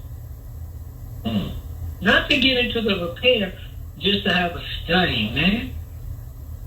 So what I'm saying is, nobody was talking about it's a black thing you can't understand. No. But what did we see? We saw the continued rise of racism and this backlash, right? And the minister, none of that apparent progress for black folk, or hope and white folk from black folk, none of that deters him, not one bit. He just continues to teach over and over and over again. How many years, what was it, 7 years before he gave a mainstream press interview, Brother James? Do you remember how many years it was? You mean at the beginning? When he first started, he talked about how he didn't give any interview. Do you remember, was it 7 years? It may have been, well, it was many years, because I don't want to state nothing that ain't correct. Many years. And the minister said when the mainstream media would ask him, he would say, I'm pregnant. He couldn't talk about it, right? But he was pregnant with a nation, pregnant with an idea. He has an encounter with Brother Jabril Muhammad, may Allah be pleased with him, who in the early days of the Nation of Islam was known as Bernard Kushner. And Brother Jabril gave the minister the book, Is It Possible That the Honorable Elijah Muhammad is Still Physically Alive? If I'm wrong, brothers, please correct me. And the minister read that book. And it verified for him things that the Honorable Elijah Muhammad had told him that would happen in his absence. And the minister went to work. He went to work for 10 years on a Stop the Killing tour all around the country. When Reverend Jesse Jackson, man, y'all got to know this, man. Come on now. When Reverend Jesse Jackson ran for the presidency in 1984, and without Reverend Jackson running in 84 and getting concessions in 84 and concessions in 1988, you would not have had a Barack Obama. Oh man, what you mean? Hold on a minute. Because Reverend Jackson changed the rules, fought to change the rules. He said that, since black folks were such supporters of the Democratic Party, that blacks should have more power in the party, right? But there's quote-unquote established Negroes didn't want to see that. But the minister stood with Reverend Jackson, but he said, I'm standing with Reverend Jackson, but I got something in my back pocket. And what he said, and that thing in his back pocket was separation. Reverend Jackson received death threats. It was the FOI, the men of the Nation of Islam, who protected him. And see, some of these like the foundational black Americans, they have enjoyed the protection of the FOI today. Today, they have. That's right. Okay? So my point is, then Reverend Jackson made a statement, unfortunate, about Hymingtown. He was talking about the power of the Jewish vote in New York, Jewish political power. He was speaking off the record with a Washington Post reporter, black reporter, Milton Coleman. Now, Milton Coleman took that information and gave it to a colleague, and it exploded all in the Washington Post, all on the media. Just Reverend Jackson, who was already getting death threats, was now getting death threats from like the Jewish Defense League and the Jewish Defense League, and I think the other one was the Jewish Defense Organization, gun-toting, known for violence, right? So all this is swirling around Reverend Jackson. The minister said all he could see was the possible death of his brother. So he spoke boldly, like a man that loves somebody, and like a man who is saying black leaders die. He said, we as black people are tired of feeding our leaders to animals, to our leaders to white people, like raw meat to animals. He said, we can afford to lose an election, but we can't afford to lose Reverend Jackson. Well, the next day he was called the new black Hitler. Imagine that, man. You take one of the worst, man. Right. Killers, your Caucasian family. And you take that and you put that on a man because you don't like what he said. The man ain't threatened you. The man ain't harmed you. But see, this is the nature of the enemy, brothers and sisters. Right, right. And so since that time, the minister has been involved in this quote-unquote controversy with Zionists and Jewish people. And now they've had so many people denounce him who know that it ain't true now. But they're so afraid. They're so afraid that this is not the time to be afraid. Because I'm telling you, like Fox News have been running these things, and what they do to take the minister and they connect him with somebody else. Like Reverend Mark Thompson did a thing at the Democratic National Convention. He spoke. Fox blasted it all over. Because he said, part of what he said is a 7-second clip that after the election, y'all can go back to acting crazy. Well, I communicated with Brother Mark, and he said, yeah, man, they stretched that. I said, brother, I'm sure they did. I said, you probably said to the black folk, look, man, we're trying to be disciplined during the election. So we need to stay together. We don't need to fall out with one another. We don't need to get into the ego thing. We need to work. And then after the election, we can go back to acting crazy. He said, man, that's what I've said. But look at what the enemy did, man. They blasted that poor brother all over everywhere, talking about the Democrats said they can act crazy after the election. And you know that was like a major story. They had our brother Terrence Muhammad, who works with the Reverend Lennox Yearwood. I forget the name of their thing. They did the same thing to him. And they do it over and over and over again. And my point is, I said this some time ago, brothers and sisters. When they lie on and attack the minister, they want to have him remember what Cointelpro about discrediting, right? Now, anybody that comes near him, they can attack because they don't want not one black leader to be strong. Not one. And this is the devil doing what the devil does, and their media plays a role. So, brothers and sisters, this is Brother Naba Muhammad with Brother James G. Muhammad and Brother B.J. Murphy, Hall of Fame radio broadcaster, by the way. You're listening to Straight Words. We're going to come back, and we're going to have you hear Yvette Carnell, who is the founder and leader of the American descendant of slavery. But look, right now, you can see if you text us right now, 312-480-9775, 312-480-9775, I will respond to you about how you can help us financially. But go to the website now, straightwords.com. We got how you can give. We need your support.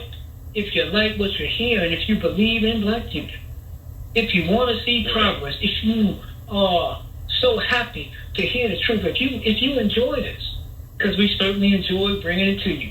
As my brother James G. Muhammad says in our promo, and on Straight Words, we have a good time.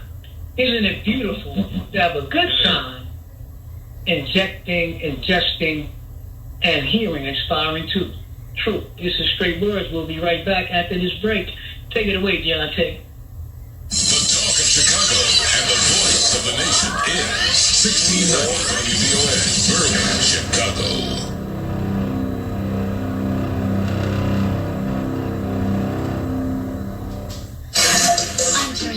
And I'm Kevin Brown, and you're home for 24/7 News, the Black Information Network. President Biden making his first joint appearance on the campaign trail with Vice President Kamala Harris since exiting the 2024 race. Speaking at a union rally in Pittsburgh, Pennsylvania, Biden focused on pro-labor policies and called himself the most pro-union president in history while showing support for Harris. Are you ready to fight? Are you ready to win? Are you ready to elect Kamala Harris our next president of the United States? He also talked about his infrastructure bill and what he calls the positive impact that it has had on the U.S. economy. Speaking after Biden, Harris said U.S. Steel, which agreed to be purchased by Japan's Nippon Steel, should remain domestically owned and operated. She touted Biden's pro-labor stance. Joe Biden has been one of the most transformative presidents in the United States that we have ever witnessed. Harris said the race for the White House will continue to be close. It's going to be a tight race to the very end. So let's not pay too much attention to those polls. Because as unions and labor knows best, we know what it's like to be the underdog. Meanwhile, former President Trump currently doesn't have any events scheduled until a rally in Wisconsin on Saturday. His running mate, Senator J.D. Vance, will be on the campaign trail this week, including a scheduled visit to Arizona. South Carolina's Black Congressman James Clyburn is celebrating the announcement of $5.8 million toward preservation of African American civil rights history around the state. Several initiatives will receive funding. Clyburn is praising the Biden-Harris administration for showing a commitment to documenting an enduring struggle for freedom and liberty. The NPS Historic Preservation Fund's African American Civil Rights Grant Program includes projects at Clemson University, the University of South Carolina, the South Carolina Rural Education Grassroots Group, and the Center for Creative Partnerships. All right, well, the NAACP announcing a 2-year partnership bringing its national convention to Chicago, Illinois in 2026. President and CEO Derek Johnson sharing a statement reading in part, the NAACP is proud to partner with the Illinois State Conference, state and local leaders, and community partners to bring the nation's largest civil rights organization to Chicago. Being home to one of the largest Black populations in America, we are confident that our attendees will feel at home. A new report from the Pew Research Center highlights how Americans conceptualize and receive local crime news. And it turns out there are major racial, ethnic, and political disparities. A survey of just over 5,000 U.S. adults was conducted earlier this year and found 45% of Black Americans reported they often get news about local crime, which is significantly more than Hispanic, white, or Asian Americans. About half of Black respondents reported seeing news about violent crime at least weekly, exceeding the rate of other racial and ethnic groups. The findings suggest widespread crime news is polarizing in the daily lives of Americans, factoring broadly in perceptions of safety and security in communities. I'm Terry McCready along with Kevin Brown on your home for 24/7 News, the Black Information Network. It's Man McGill. The amazing Jennifer Lewis, soul sister number one, who we love so much. Kamala Harris has the kind of heart and soul I'm talking about. That's why I'm going to be on the front line for her. Okay. Donald Trump is a sociopath. Okay. You see, I can diagnose and process Donald Trump because I know what mental illness looks like. This election ain't no joke. We got to take this BICH and repeat over and over and over and over again. My quote, get your ass out and vote. Pat McGill, weekdays at 1 p.m. on the Talk of Chicago, 1690 WVON.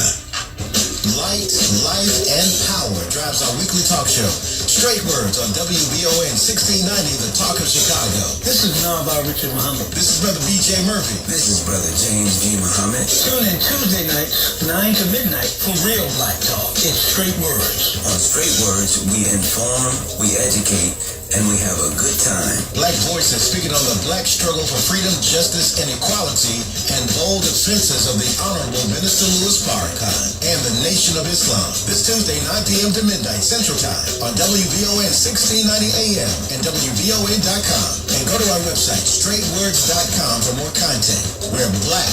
And we're strong. We're unapologetically pro-Farrakhan. Tune in every Wednesday night at 9 p.m. for Speak On It with Dr. Kofi Malik. You've seen him on cable TV. Now hear it on Talk of Chicago. The question at hand is raising voices of the Negro. That plain and simple. Tune in every Wednesday night at 9 p.m. for Speak On It with Dr. Kofi Malik on the Talk of Chicago, 1690 WVON. Not a 3, not a 2, not a 1. Tune in Friday, 9 to midnight for The Fundamentals. Well, I, Titus T. Williams, bring the mental. Thanks, Captain Obvious. And I, DJ Turbine Arturo Garza, bring the fun. Are you not entertained? Is this not why you're here? So if you want some wacky, some good conversation, but some fun, and a little serious, for all your sports needs, tune in to The Fundamentals. Friday nights, 9 to midnight. See you there. You like that? You like that? What up, VON? It's your boy, it's Kendall Moore. I'm from the Kendall Moore Show, you already know. Join me every Friday evening from 6 until 9 p.m. on 1690 AM, that is WVON.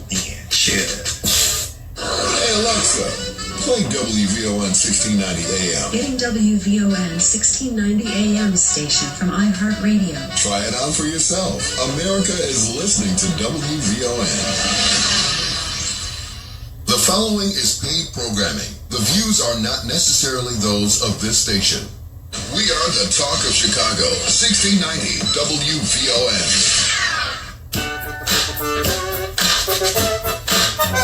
All right, brothers and sisters, in a tunnel. DJ. You gotta let this turn out. All right, go ahead. Let's do the face for a minute. Go ahead. I'll let you get your thing here, bro. Hey, you look like WVON. That man, let my man listen to that, man. Let that rock. Go ahead, WVON 1690, the Talk of Chicago. It's Straight Words, brothers and sisters. We are here every Tuesday night from 9 until midnight, right here on WVON 1690. I want to thank our producer, Deontay, doing a great job every week. And, of course, our producer back in Charlotte, Sister Jeanette. Thank you for hooking up the show and, making everything happen for us on your end. Let's get into our third hour, brothers and sisters. Brother Nabab Richard Muhammad, editor-in-chief of the Final Call newspaper. Brother James G. Muhammad, content contributing writer of the Final Call newspaper. Yours truly, Brother BJ is here. We got Brother Shaheed still on the line. Brother Juma is still here. And if you want to call in, because I know this segment may rile you up a little bit, you can hit us 773-591-1690, 773-591-1690. All right, Brother Nabab, let's get into this thing. Brother BJ, did they play any of our commercials tonight, man? Yes, sir. They did? Not for the program. So Let's Eat to Live, African Art, Naima Latif. I'm talking about them. We need to get those. Did they bring any of those tonight? Yeah, we gotta make those. We'll make them up this hour before we get off. Yeah, but we gotta make sure that don't happen again, man. Right. Yes, sir. That's my gotta make sure that doesn't happen again. I'll take the L on that one, bro. All right. Okay. All right. No problem. So that was a shout out to the mighty brothers of Omega South Side. You did, Atomic Down. Thank you, sir. And the Omega man who I know and trust and believe who helped me, James G. Muhammad. Come on. I'm trying to think, did they call him savoir faire? Or what did they call that man? debonair. I tell you, they call him brother now. They call him brother now. Brother, call him brother. Call him brother James from back in the day of Bowling Green now. Come on. Him and his beautiful wife been together how many years now, Brother James? Yeah, 43, brother. 43. Wow. Yeah, white ball. Brothers and sisters, I wanted to point out one thing. I promised you at the beginning of the show, we would hear from Yvette Carnell based on her being in this chat session with Luther Campbell, August 25th. And it's about 18 minutes. But, Brother Deontay, when you play it, if you could kind of watch it, because there are going to be times when she's going to say something, and I'm going to ask you to pause the tape. Okay? So, I believe shortly you will be hearing, and Brother Deontay, you can let us know when you're ready. All right, so the next voice you will be hearing, I think, will be Yvette Carnell of the American descendants of slavery. And she will be talking about her group and their positions. So, Brother Deontay, let's roll with it. Yvette, it's on you. Carnell? Oh, I'm sorry. It's on me. Well, I wanted to answer your co-host question. Your co-host asked a good question. Asked a good question about how do you go from Pan-Africanist to FBA to calling people tethers or whatever. But there's a history to that that a lot of people don't know. ADOS, American Descendants of Slavery, came first. And if you go back into Tariq's timeline, you'll see him tweeting ADOS, ADOS, ADOS. And then he decided to adopt Claude Anderson's language of FBA so that he could have something that was his and that he owned and that he could make money off of. So that's where that comes from. In terms of money off of it?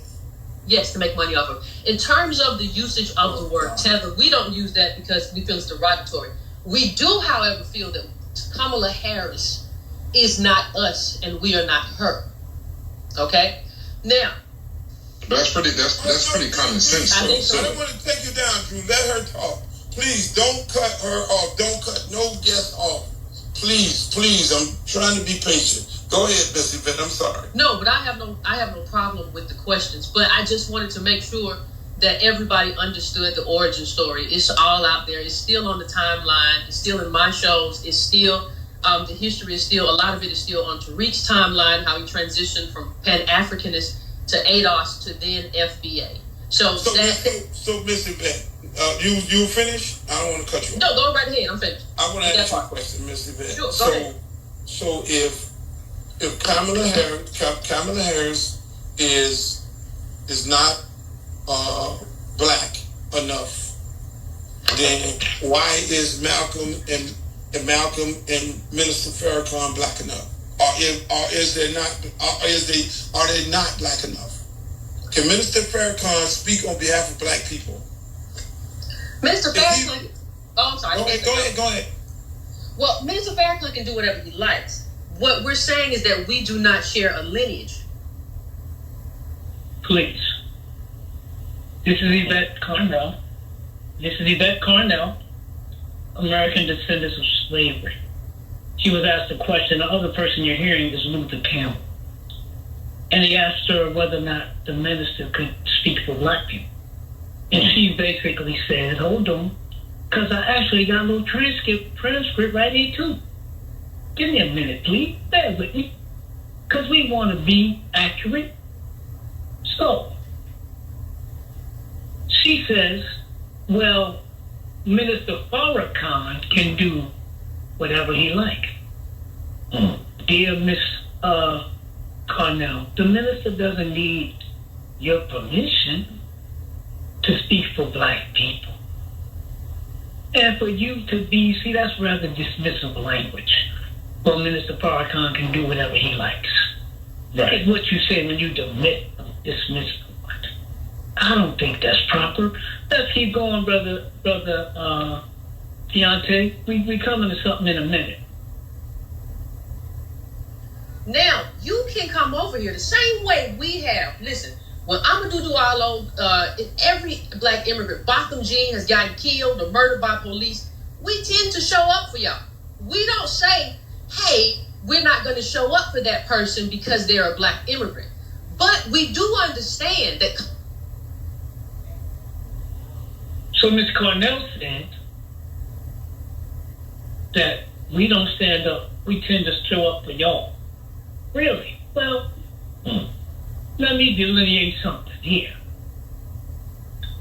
Amadou Diallo in 1999 was an unarmed 23-year-old Guinean student who was fired upon with 41 rounds and shot a total of 19 times by 4 New York City plainclothes officers. Okay? He was trying to give them his wallet to produce his ID. So these officers of the street crime unit were charged with second-degree murder and acquitted now. That means they walked in Albany, New York. I would say to Ms. Carnell, we don't show up for them. We showed up for Amadou Diallo because we saw us. And while Amadou Diallo's family may not be descendant of American slavery, they walked straight into white American racism, anti-blackness, and I'm going to call it murder. And we know it when we see it. So it wasn't no showing up for them. Absolutely, in my view, wrong language. Wrong. You gonna tell me that cops shoot this man to death in the street and get off with it? But he ain't black, huh? He ain't black. And you want to try to delineate, but I'll never hear you have too much smoke for the people who raped, robbed, and murdered and beheaded your ancestors. Not just you. I don't hear a lot about white folk from Brother Tariq Nasheed and the Foundation of Black Americans either. Let's look at both of them, John. Okay, let's look now. Since we're talking about who belongs to who. Huh?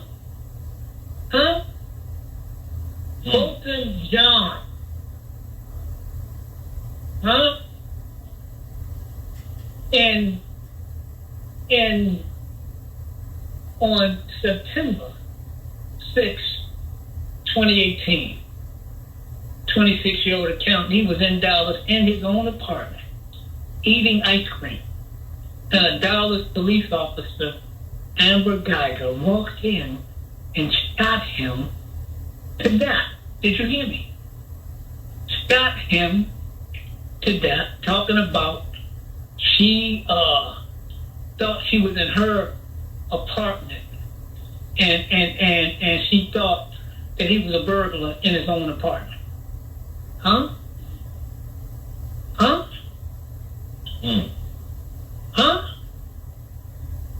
On October, this is one of the rare ones.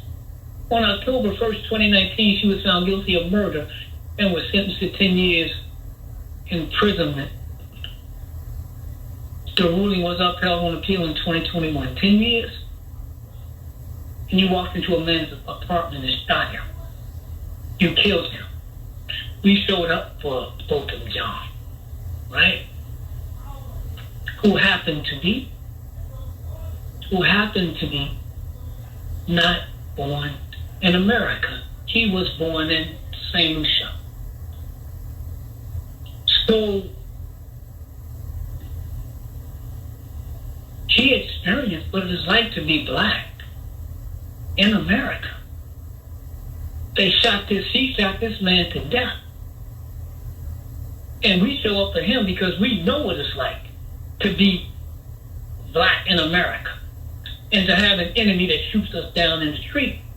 So our brother, let me stress that, our brother, Bolton John, born in St. Lucia, shot to death by a white female cop, only got 10 years. That's our history. As those who are descendants of slaves. So we got a shared history, we got a shared oppressor, we got a shared blood shedder, and we are one family. Thank you, Brother Deontay. Let's walk a little further now. Go ahead.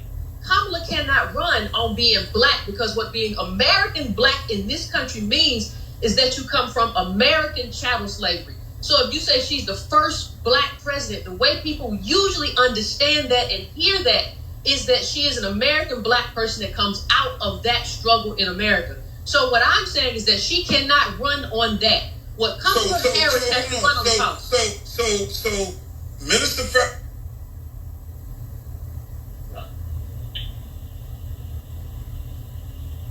I don't agree that being African American or black American means that you come from American chattel slave. Think it means that? What about Harry Belafonte? Huh? Sidney Poitier is he an American descendant of slave? I'm not tripping. Somebody look that up for me. Because both of them played major roles, not as actors and entertainers, but major roles in supporting Dr. Martin Luther King in the battle against anti-blackness and hatred of black people during the civil rights movement. These are our brothers. The man who was the first black president we know was Kenyan and Caucasian. But our people saw him as a black man. And they voted for him in overwhelming numbers. Okay? Brother, Sidney Poitier was a Bahamian American actor. But he was born in Miami, Florida. Mm-hmm. But his family from Bahamas, correct? Yes, sir. His father was. His father was, okay. But his mother I'm looking for his mother. Okay, so we see, brothers and sisters, we don't guess. But I don't know where this definition of black American came from. I do know that much of this has surfaced since you have those that want reparations. And that to me, speaking just for me, it seems to me that there's an effort to ingratiate themselves toward white people. And part of that thing is to denigrate and distance other black people. If you say that black people who are descendants of slaves need a protected status in this society, that's not necessarily a bad thing. It's not necessarily a bad thing. If you're saying there needs to be more things set aside and made available to black people who are descendants of slaves because we have continually suffered, that ain't a bad thing, necessarily. Not necessarily. I think those are things worthy of discussion. But let me ask you this real quick though. Did you know that white women are the major beneficiaries of affirmative action? So when you talk about those who leech off of black people in our struggle, do you ever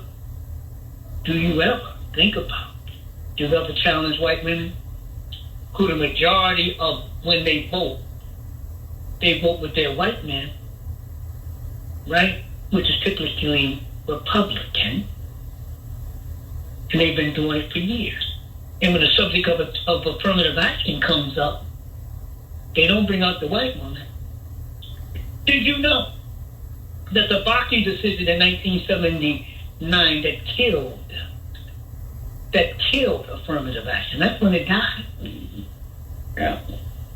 79, right? Do you know that our Jewish friends sided with Alan Bakke in that case? Did you know that? They were against affirmative action, brothers and sisters. Did you know that? Do you ever challenge them? for opposing the interests of black people? And do you ever challenge them on opposing the interests and the well-being of American descendants of slavery? I'm just asking a question.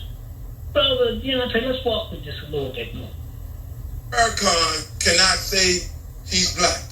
He can say he's black. He can't say he's ADOS. He can say he's black all day. But the context. So you would have had it. Minister Farrakhan does say he's black. You do know that, and he does say he fights for black people, right? You do know that, right? You do know that. You know that. So if Minister Farrakhan ran for president of the United States, will you have the same smoke that you have for Kamala Harris as you have for Minister Farrakhan? Will you have the same smoke? Well, hold on a second. If he say I'm running as a black man for president, and I'm gonna be the second black president of the United States, so you would call him a tether, and you would have the same. I've already told you I don't use that term. I've already told you. Okay, you're right. I'm sorry, but you'll have the same smoke for him as you have for her. Well, hold on 1 second. Let me answer that, but I'm gonna answer it in a nuanced way. I have criticized Farrakhan for different things. Here's what I will say though about NOI. NOI does have a history of helping people who, especially men, ADOS men and black men, who have been in trouble, who have been incarcerated. So I think there would be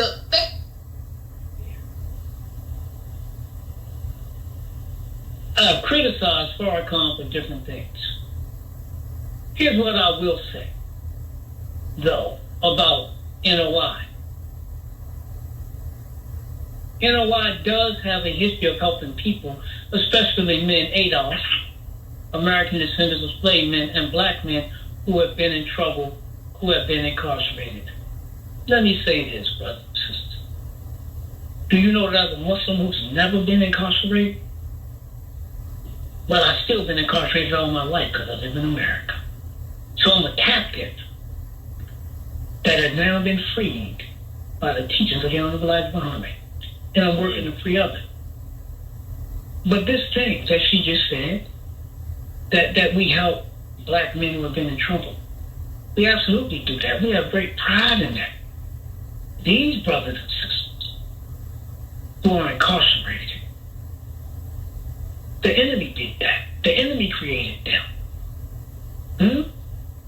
But when they hear the life-changing, the life-giving son of the teachings of the Honorable Elijah Muhammad, they become who they are, and they become powerful.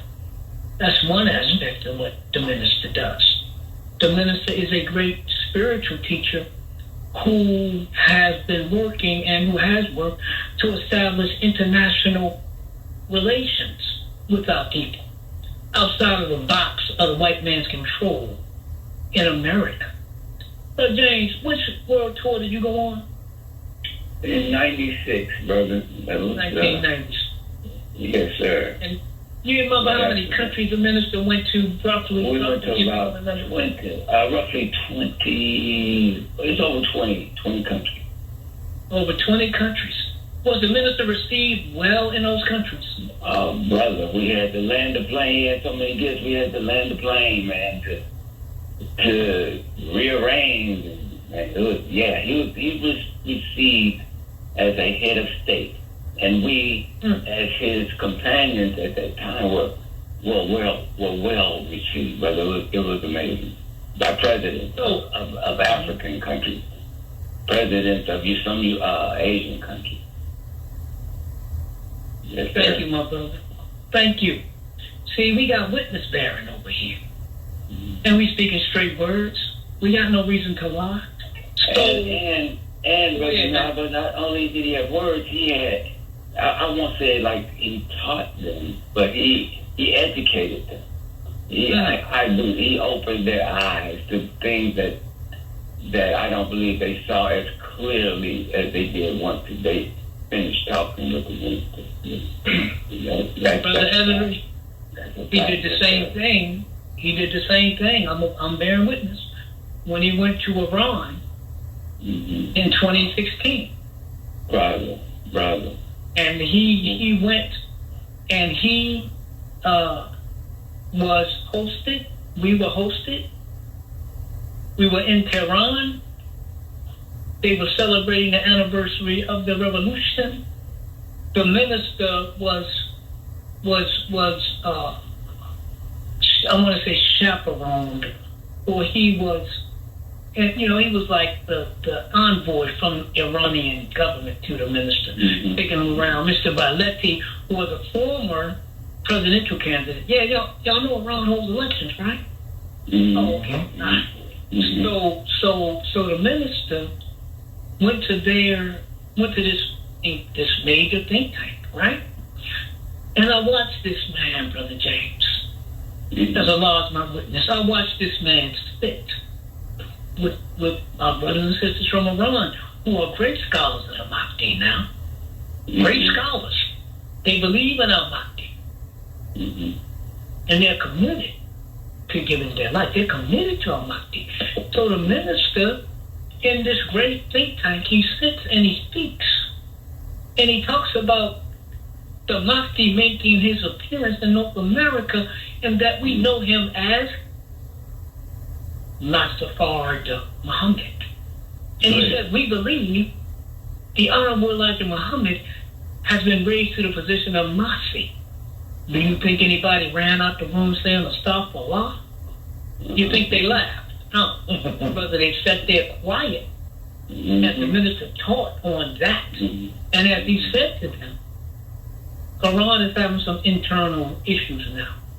He said to them way back then, brothers, what you need is the evolution of the revolution. And he talked to them about how positive dissatisfaction in particular among young people has to be handled a certain way, right? So that the enemy doesn't use that. But that dissatisfaction is a way to move the country forward. The Nation of Islam schools, independent schools all over the country, under Minister Farrakhan. Farms in Michigan, farms in Georgia, under Minister Farrakhan. A growing class of entrepreneurs under Minister Farrakhan, which includes now many brothers that's formerly incarcerated when they didn't know who they were, but when they decided to be themselves and accept their own. These brothers, man, some of them are running companies where they are employing their brothers who are the American descendants of slaves. The minister, Man March, 1995, because I know that Miss Carnell said once, I'm not going to pull it up, but if you want me, I can now, about 2015, talked about the minister's call for justice for L. And she accused the minister of trying to start a race war.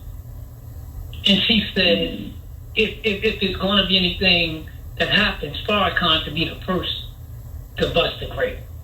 But this is suicidal. This is horrible. And Farrakhan, The minister never said any such, brothers and sisters. He called for 10,000 fearless to stand between the gangs and the guns to stop us from killing us. The Nation of Islam has never threatened this country. We don't even carry weapons. Not so much as a penknife. I just wanted to point out. So, 1995, Million Man March. 1996, I believe, was 1.5 or 1.7 million new black voters come into the election. And you know what they do? They turn the Republicans and Newt Gingrich and his contract on America out of office. The minister didn't tell them to vote for anybody. He told them to go back and get involved and participate and act on your personal interests. You know that families were reunited that day? You know that there was no crime in Washington, D.C. that day, and for several days after? You know that every segment of black life was assembled on that stage in Washington, D.C., even though many of these people that were on stage that spoke, 1985, they didn't do anything for the march. And they actually tried to destroy it. Reverend Henry Lyons, National Black Baptist Convention. Reverend James Meek of Chicago. Reverend Jesse Jackson wasn't with it. Imam W.D. Muhammad wasn't with it. The National NAACP wasn't with it. Mark Morial and the Urban League was not with it. But the minister just kept working. And Allah blessed him because he had been working. The minister didn't know crisscrossing the country for 10 years. Allah had already blessed him to plant the seeds that he would be able to reap. On October 16, 1995, the majority of the men that came that day were Muslims. And what happened? Going back to the open meeting. On a Monday, thank you, brother. On a Monday, and the minister said, if you coming, pay your own way. See what I said? This ain't no party. Don't be getting high. Don't bring no weapons. We're not going to be nothing but brothers that day. A token of reconciliation and responsibility. Do you know that some black men that have been estranged from their children, they went to the homes of the black mothers that they gave these children to, and they may have been missing for years, brothers and sisters. And they told these black women they wanted to take their son to the Million Man March. Do you know these black mothers allowed them to take their son? Do you know that? Do you know that Colin Powell, the late military man and government official for the United States, wait, where's Colin Powell's parents from? Yeah. They're from the islands, aren't they? Somebody look that up now. Yeah, I think they're from the islands. Yeah, let's look that up. Brother Nava, can I jump in for just 1 minute? Because you hit something that, but I got to hit the 1995 after the Million Man March. I was blessed with Mr. Akbar and a few others to go to Libya, which is Africa. A lot of our people don't know that. And 8 presidents were there. And it was the time that the man-made river was opened up. It's just mind-boggling that we don't even have time to do this. But how these 8 presidents, as Brother James G. was talking about head of state, I'm going to tell you how he's treated like a head of state for real. I mean, I saw it with my own eyes. No different from what y'all saw. Y'all, you know, you can't play like you didn't see it if you was there. But to be there and to witness how he was received, and I guess this program is so heavily reading, I just sat back. You have a radio program, and I also have a radio program. With my friend Bobby Jr. that comes on every Saturday from 8 o'clock in the morning to 10 o'clock 10 o'clock that morning, so 2 hours, and then also Sunday from 7 a.m. to 8 a.m. on Sunday from the FM station 103.9 The Beat. And what I see is what we're doing is very unprecedented. To get you on my show, and you come on from time to time. Brother James has been on from time to time, and Brother DJ has been on. Brother DJ Murphy has been on. I think we're doing something that's really unprecedented because the way we're sharing knowledge and interacting, most times they don't want 2 radio hosts from different cities to be on. Like, we're going to be on, and we're going to do a part 2 of what you just did tonight. This is what Brother Jim was getting on, because Brother Jim is probably one of the most sought after speakers, especially on oncology, than anybody I know. I mean, everybody is. Brother Jim is hot to cut you on pepper. So I'm going to stop right there. I'm going to continue to listen. But you hit with so many things that it's just mind-boggling. Very good. Thank you, Brother Anthony. And brothers and sisters, thank you, Brother BJ.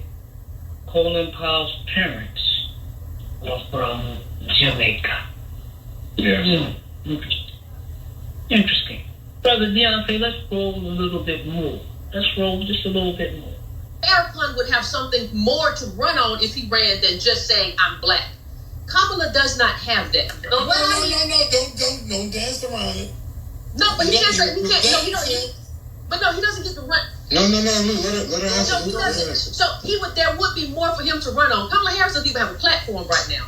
What I'm telling you is Kamala Harris cannot run on just being black because she is not black in the same way we are black. And neither is Farrakhan. His history is different. His lineage is different. His background is different. His people's contribution to America is different than American descendants of slavery. He is not the same. Now, we appreciate the contributions of anybody who comes to this country and asks. Stop that. We're going to come back to it. Crazy. So she said, Kamala Harris cannot run on being black. She is not in the same way we are black, and neither is Farrakhan.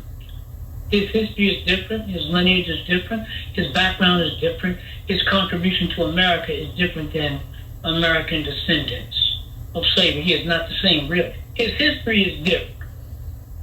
That's what you're saying. There was slavery in Jamaica. Are you telling me they didn't rape black women? Are you telling me they didn't sell our ancestors in Jamaica? Are you saying to me that they didn't torture our ancestors in Jamaica? Are you saying we weren't their property and they could do what we pleased in Jamaica? We got the same history, we just in different places. His lineage is different. Okay, all right. But most of us got a little bit of white folk in us, right? Right? Mm-hmm. Same in Jamaica. Same in Venezuela. Same in Colombia. Same in Brazil. Suffering under slavery, bought and sold, ancestors raped, women, men castrated. His background is different. Really? What's his background? Working to save black people? Since he came in the Nation of Islam, was it 1955, Brother James, when he came in? 55, yes, sir. 1955, that's what I meant. So the man been working for over 70 years. But his people's contribution to America is different than the descendants of slavery. Really? You're saying that none of these people, Shirley Chisholm, Stokely Carmichael, used to be, who's now Kwame Ture. He was known as Kwame Ture. They didn't fight for black people, all of them in this country. They weren't targeted because of what they did. He is not the same. He's not the same as what? And Miss Carnell, with all due respect, what makes you think you can define who he is and who he is not? Who authorized you? And where did you get the power to do such? Just a question. Let's keep on walking, brother. Deontay, walk with me for a minute, y'all.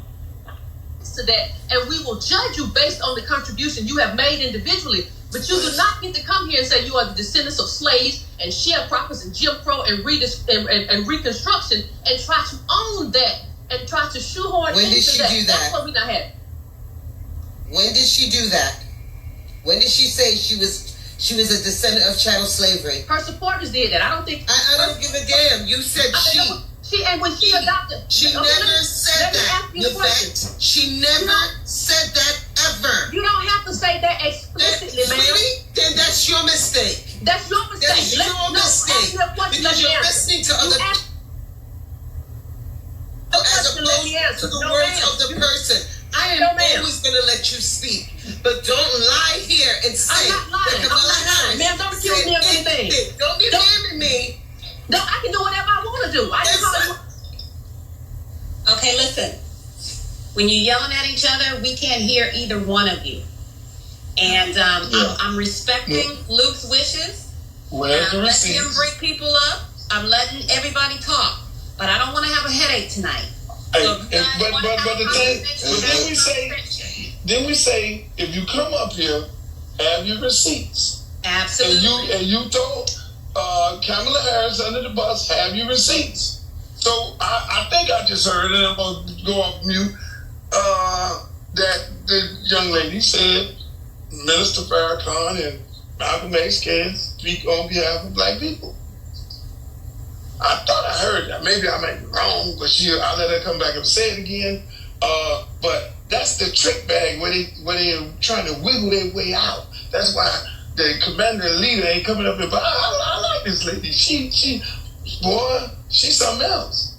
But the bottom line is, ma'am, y'all get your information from these sources where the lady asked a clear question, and we're going to let her answer that. Where did she say that she was a descendant of slaves? Come on. She asked come on, Yvette. She asked a straight pointed question. Where did she say it? Do you have any receipts? I already answered this question. Let me say this too, because this. Okay. I must be missing because my son was ordering something on the phone. Okay. So can you say it again? Where did she say that? I want to have a nuanced conversation with y'all. Let's do that. Okay, let's do that. But wait, before you have Yvette. Yvette, before you have that nuanced conversation, please answer the question. Did Kamala Harris, Vice President of the United States, ever say that she was a descendant of slaves? Once you answer that question, you can get as nuanced as you want to. But please answer that question. And if you can't answer that question, we're going to have to move on to somebody else. No. This is my third time saying that. Well, this is the first time that I've heard you, so that's why I asked you again. So now if you want to get nuanced, you can go ahead and get nuanced. I just wanted to make it clear that Kamala Harris never claimed to be a descendant of slaves. Okay. I hope it's clear to everyone. But here's the thing. I want you all to go up. What is Kamala Harris's song that she's using right now? What is the song? What is her song, her campaign stump song? It's Freedom by Beyonce. I want you to go and look up what that song means. See, Kamala Harris doesn't have to say. There are certain things that you don't even need to say. You suggest those things. You suggest that you're fighting for a certain group of people, even if you're not those people. Barack Obama did the same thing. Come on, Yvette. Don't do that. Come on, Yvette. You turn into a conspiracy theorist, Yvette. You're talking about songs and lyrics and things like that, and you want to claim that because she got the freedom song, she's trying to say that she indirectly she descended of slave and chattel slave and all. You can't do that, Yvette. You know you can't do that. But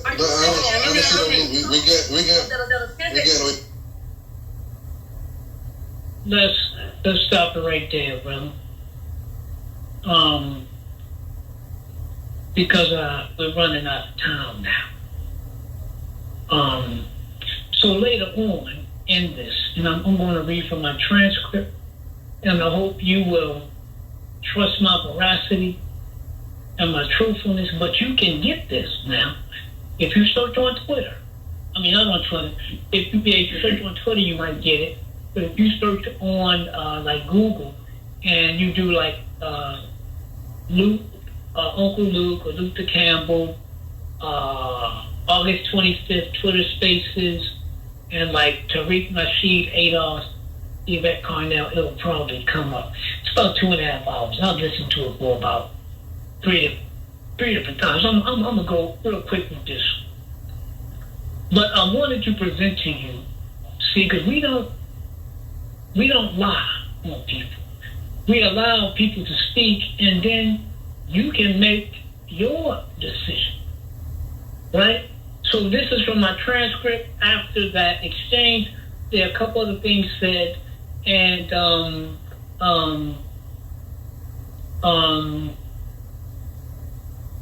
Luther comes back and he says, he's speaking to Yvette Carnell, the leader and founder of American Descendants of American Descendants of Slavery, ADOS. So Luther Campbell says, so if you say the Islanders, parents of Islanders, or what you say, you don't use the word tether.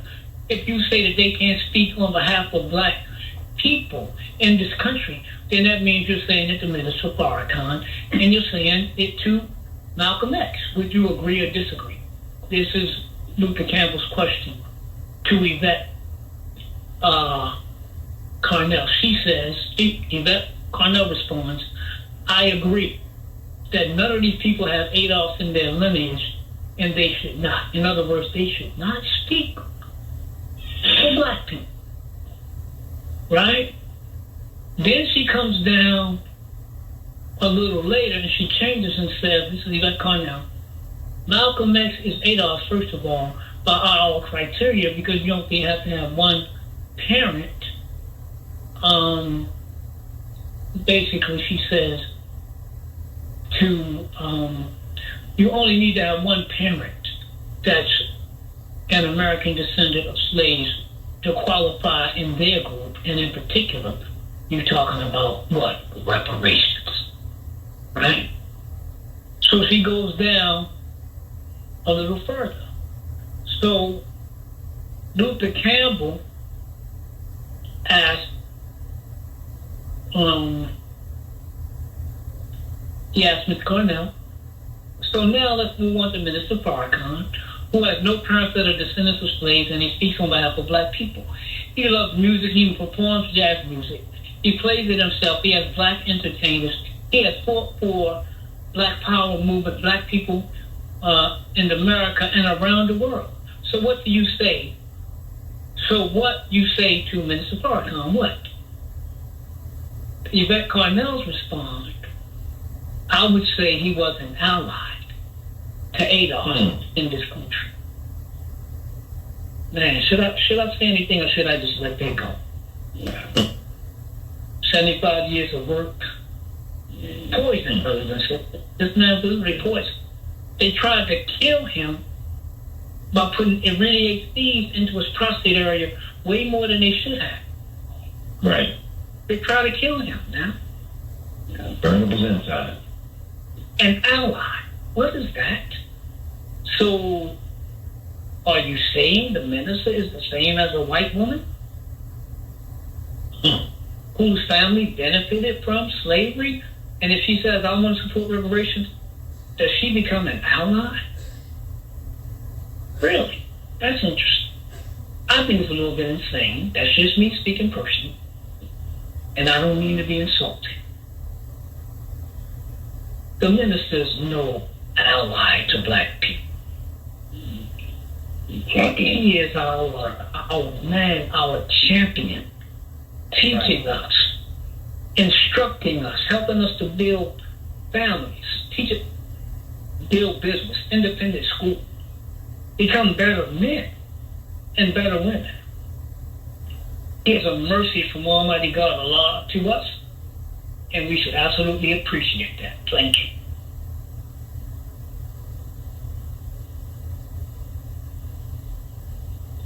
So what's that scripture say? Father, forgive them, for they know not what they do. Misguided, uneducated. I mean, they're speaking out of ignorance. Yeah. Yeah, and it might be a little bit of self-hate there, too. Yeah. It's trauma. The lineage, the trauma of the lineage that she's talking about, the transgenerational trauma, you know. And we have never, brothers and sisters, separated ourselves like this from our brothers and sisters. We have been all victimized by the same enemy and the system of global white supremacy. That's why you need global black universal rise. Black universal rise. A change coming and happening all over the world involving us. This is what the Honorable Elijah Muhammad tells us. This is what the minister works, and that's why he can go and be accepted, because he goes as the original man of the planet Earth, and all 196,940,000 square miles of Earth belong to him. He is the servant of Almighty God, Allah, authorized by Allah's divine servant and messenger, and we say Messiah, the Honorable Elijah Muhammad. You can accept it or leave it alone. Leave it alone. but you cannot duplicate the work of the minister nor the Honorable Elijah Muhammad. So, brothers, we got 6 minutes. 6 minutes to refresh you on. Okay. So let's get it. Whatever you got for 6 minutes, let it go. I just want to say real quick, brother, that also, there's a penalty that Black America has to pay for rejecting guidance. And so, we do for a whipping for ignoring what the ministers have been trying to keep us from. And now we're about to walk right on into. So we in for a Black America needs to know that. So the minister also told us, he said, prepare to survive what's coming. So we can't, we gotta leave that, put that in there too. Hey, man, it's just we get ready to get it, man. I know. Yeah, I would add too that we just have to show gratitude when you've been blessed with a man who has a track record. It ain't like the minister don't have a track record. His track record surpasses any other, in my opinion, and I would think this is the correct opinion. If you look at the leadership today that is in front of us, his leadership method, style, his character surpasses all of them. He's an example, every last one of them, how he has taught the nation of Black people, how he has been an open book, his story, how he has defeated the enemy when they, as we talked about, when they wanted to create really a bloodbath between those who follow the minister, those who love Malcolm X. The enemy wanted a bloodbath. They wanted blood to be shed. That's why they tried to set up his granddaughter's daughter, allegedly to assassinate. Malcolm's daughter, Kamala. Malcolm's daughter. Kamala, yeah. So Kamala, Kamala. He sits around planning. He's planning right now, and so that's kind of like what we just have to be watchful for. Whenever, what I was trying to say earlier, whenever something pops up, look carefully into it to see who's behind it, who's pushing it, before you jump to a conclusion or make a decision. Just examine it carefully. So we are blessed, highly favored to have a man like the minister in our midst. We just need to be better followers, and then I think we'd be because, like you said, brother. BJ, I mean, there's a whipping coming, man. You can see the strong crowd building. I mean, these hot wars getting ready to jump off, and once the fuse is lit, man, all hell's gonna break out all over the planet. Actually, I appreciate the way you handled this conversation too, brother. Very, very well. Excellent, brother. Thank you, brother Adam. If you pay attention to the Black youth, they love the minister. That tells you some of what's happening, because when these young bucks in the street respect you, you got respect, and that means you got street credibility. Most of these other so-called Negroes don't have no street credibility. They don't have none. And the Bill of Joe says the proof of the pudding is in the eating. All you got to do is pay attention to Nelson's track record of freedom, all said 1,000 times. But just remember, they couldn't physically kill the messenger or the minister, so what they got to keep doing, they got to come with a new scheme every so often.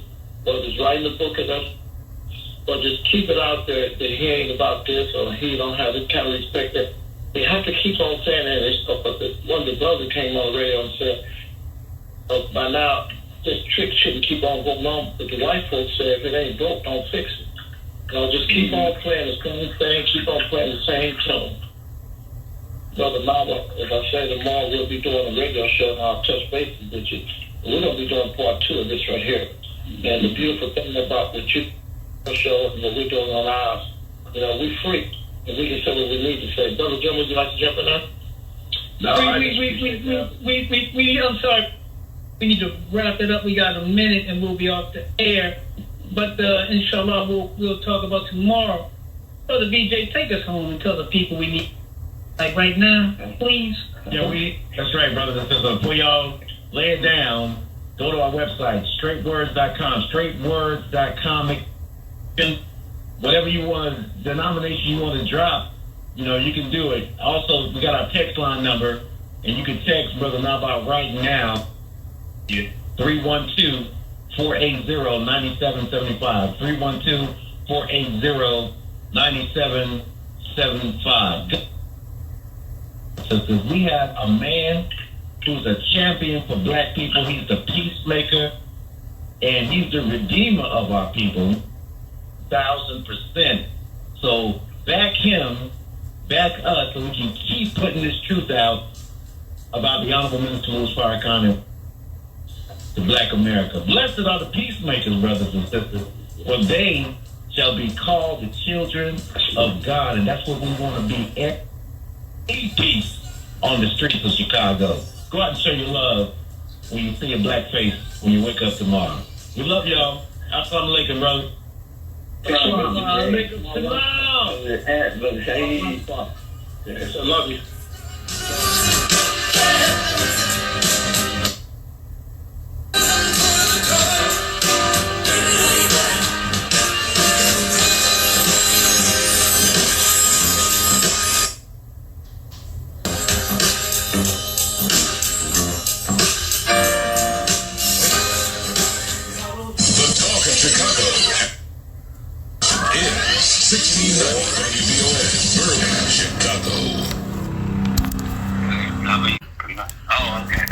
Hi, Kevin Smiley, inviting you to join me weeknight, 6 to 9 p.m. right here on WVON. Yeah, I was, I record the audio on the TV in the living room from. Got to Thomas Campbell a couple times. Yes, sir. But brother, you don't know, man, what you said to me. Gave me the way to move, man. What you said to me gave me the way to move, man. And I want you to know, man, I respect you. I treasure the guidance that you shared with me, man. It's really invaluable. And I just want to tell you that. Thank you, I appreciate it. I thought it was great the way the whole 40 minutes or so, man. It set a nice tone. And you just, it was a good performance. I can understand it.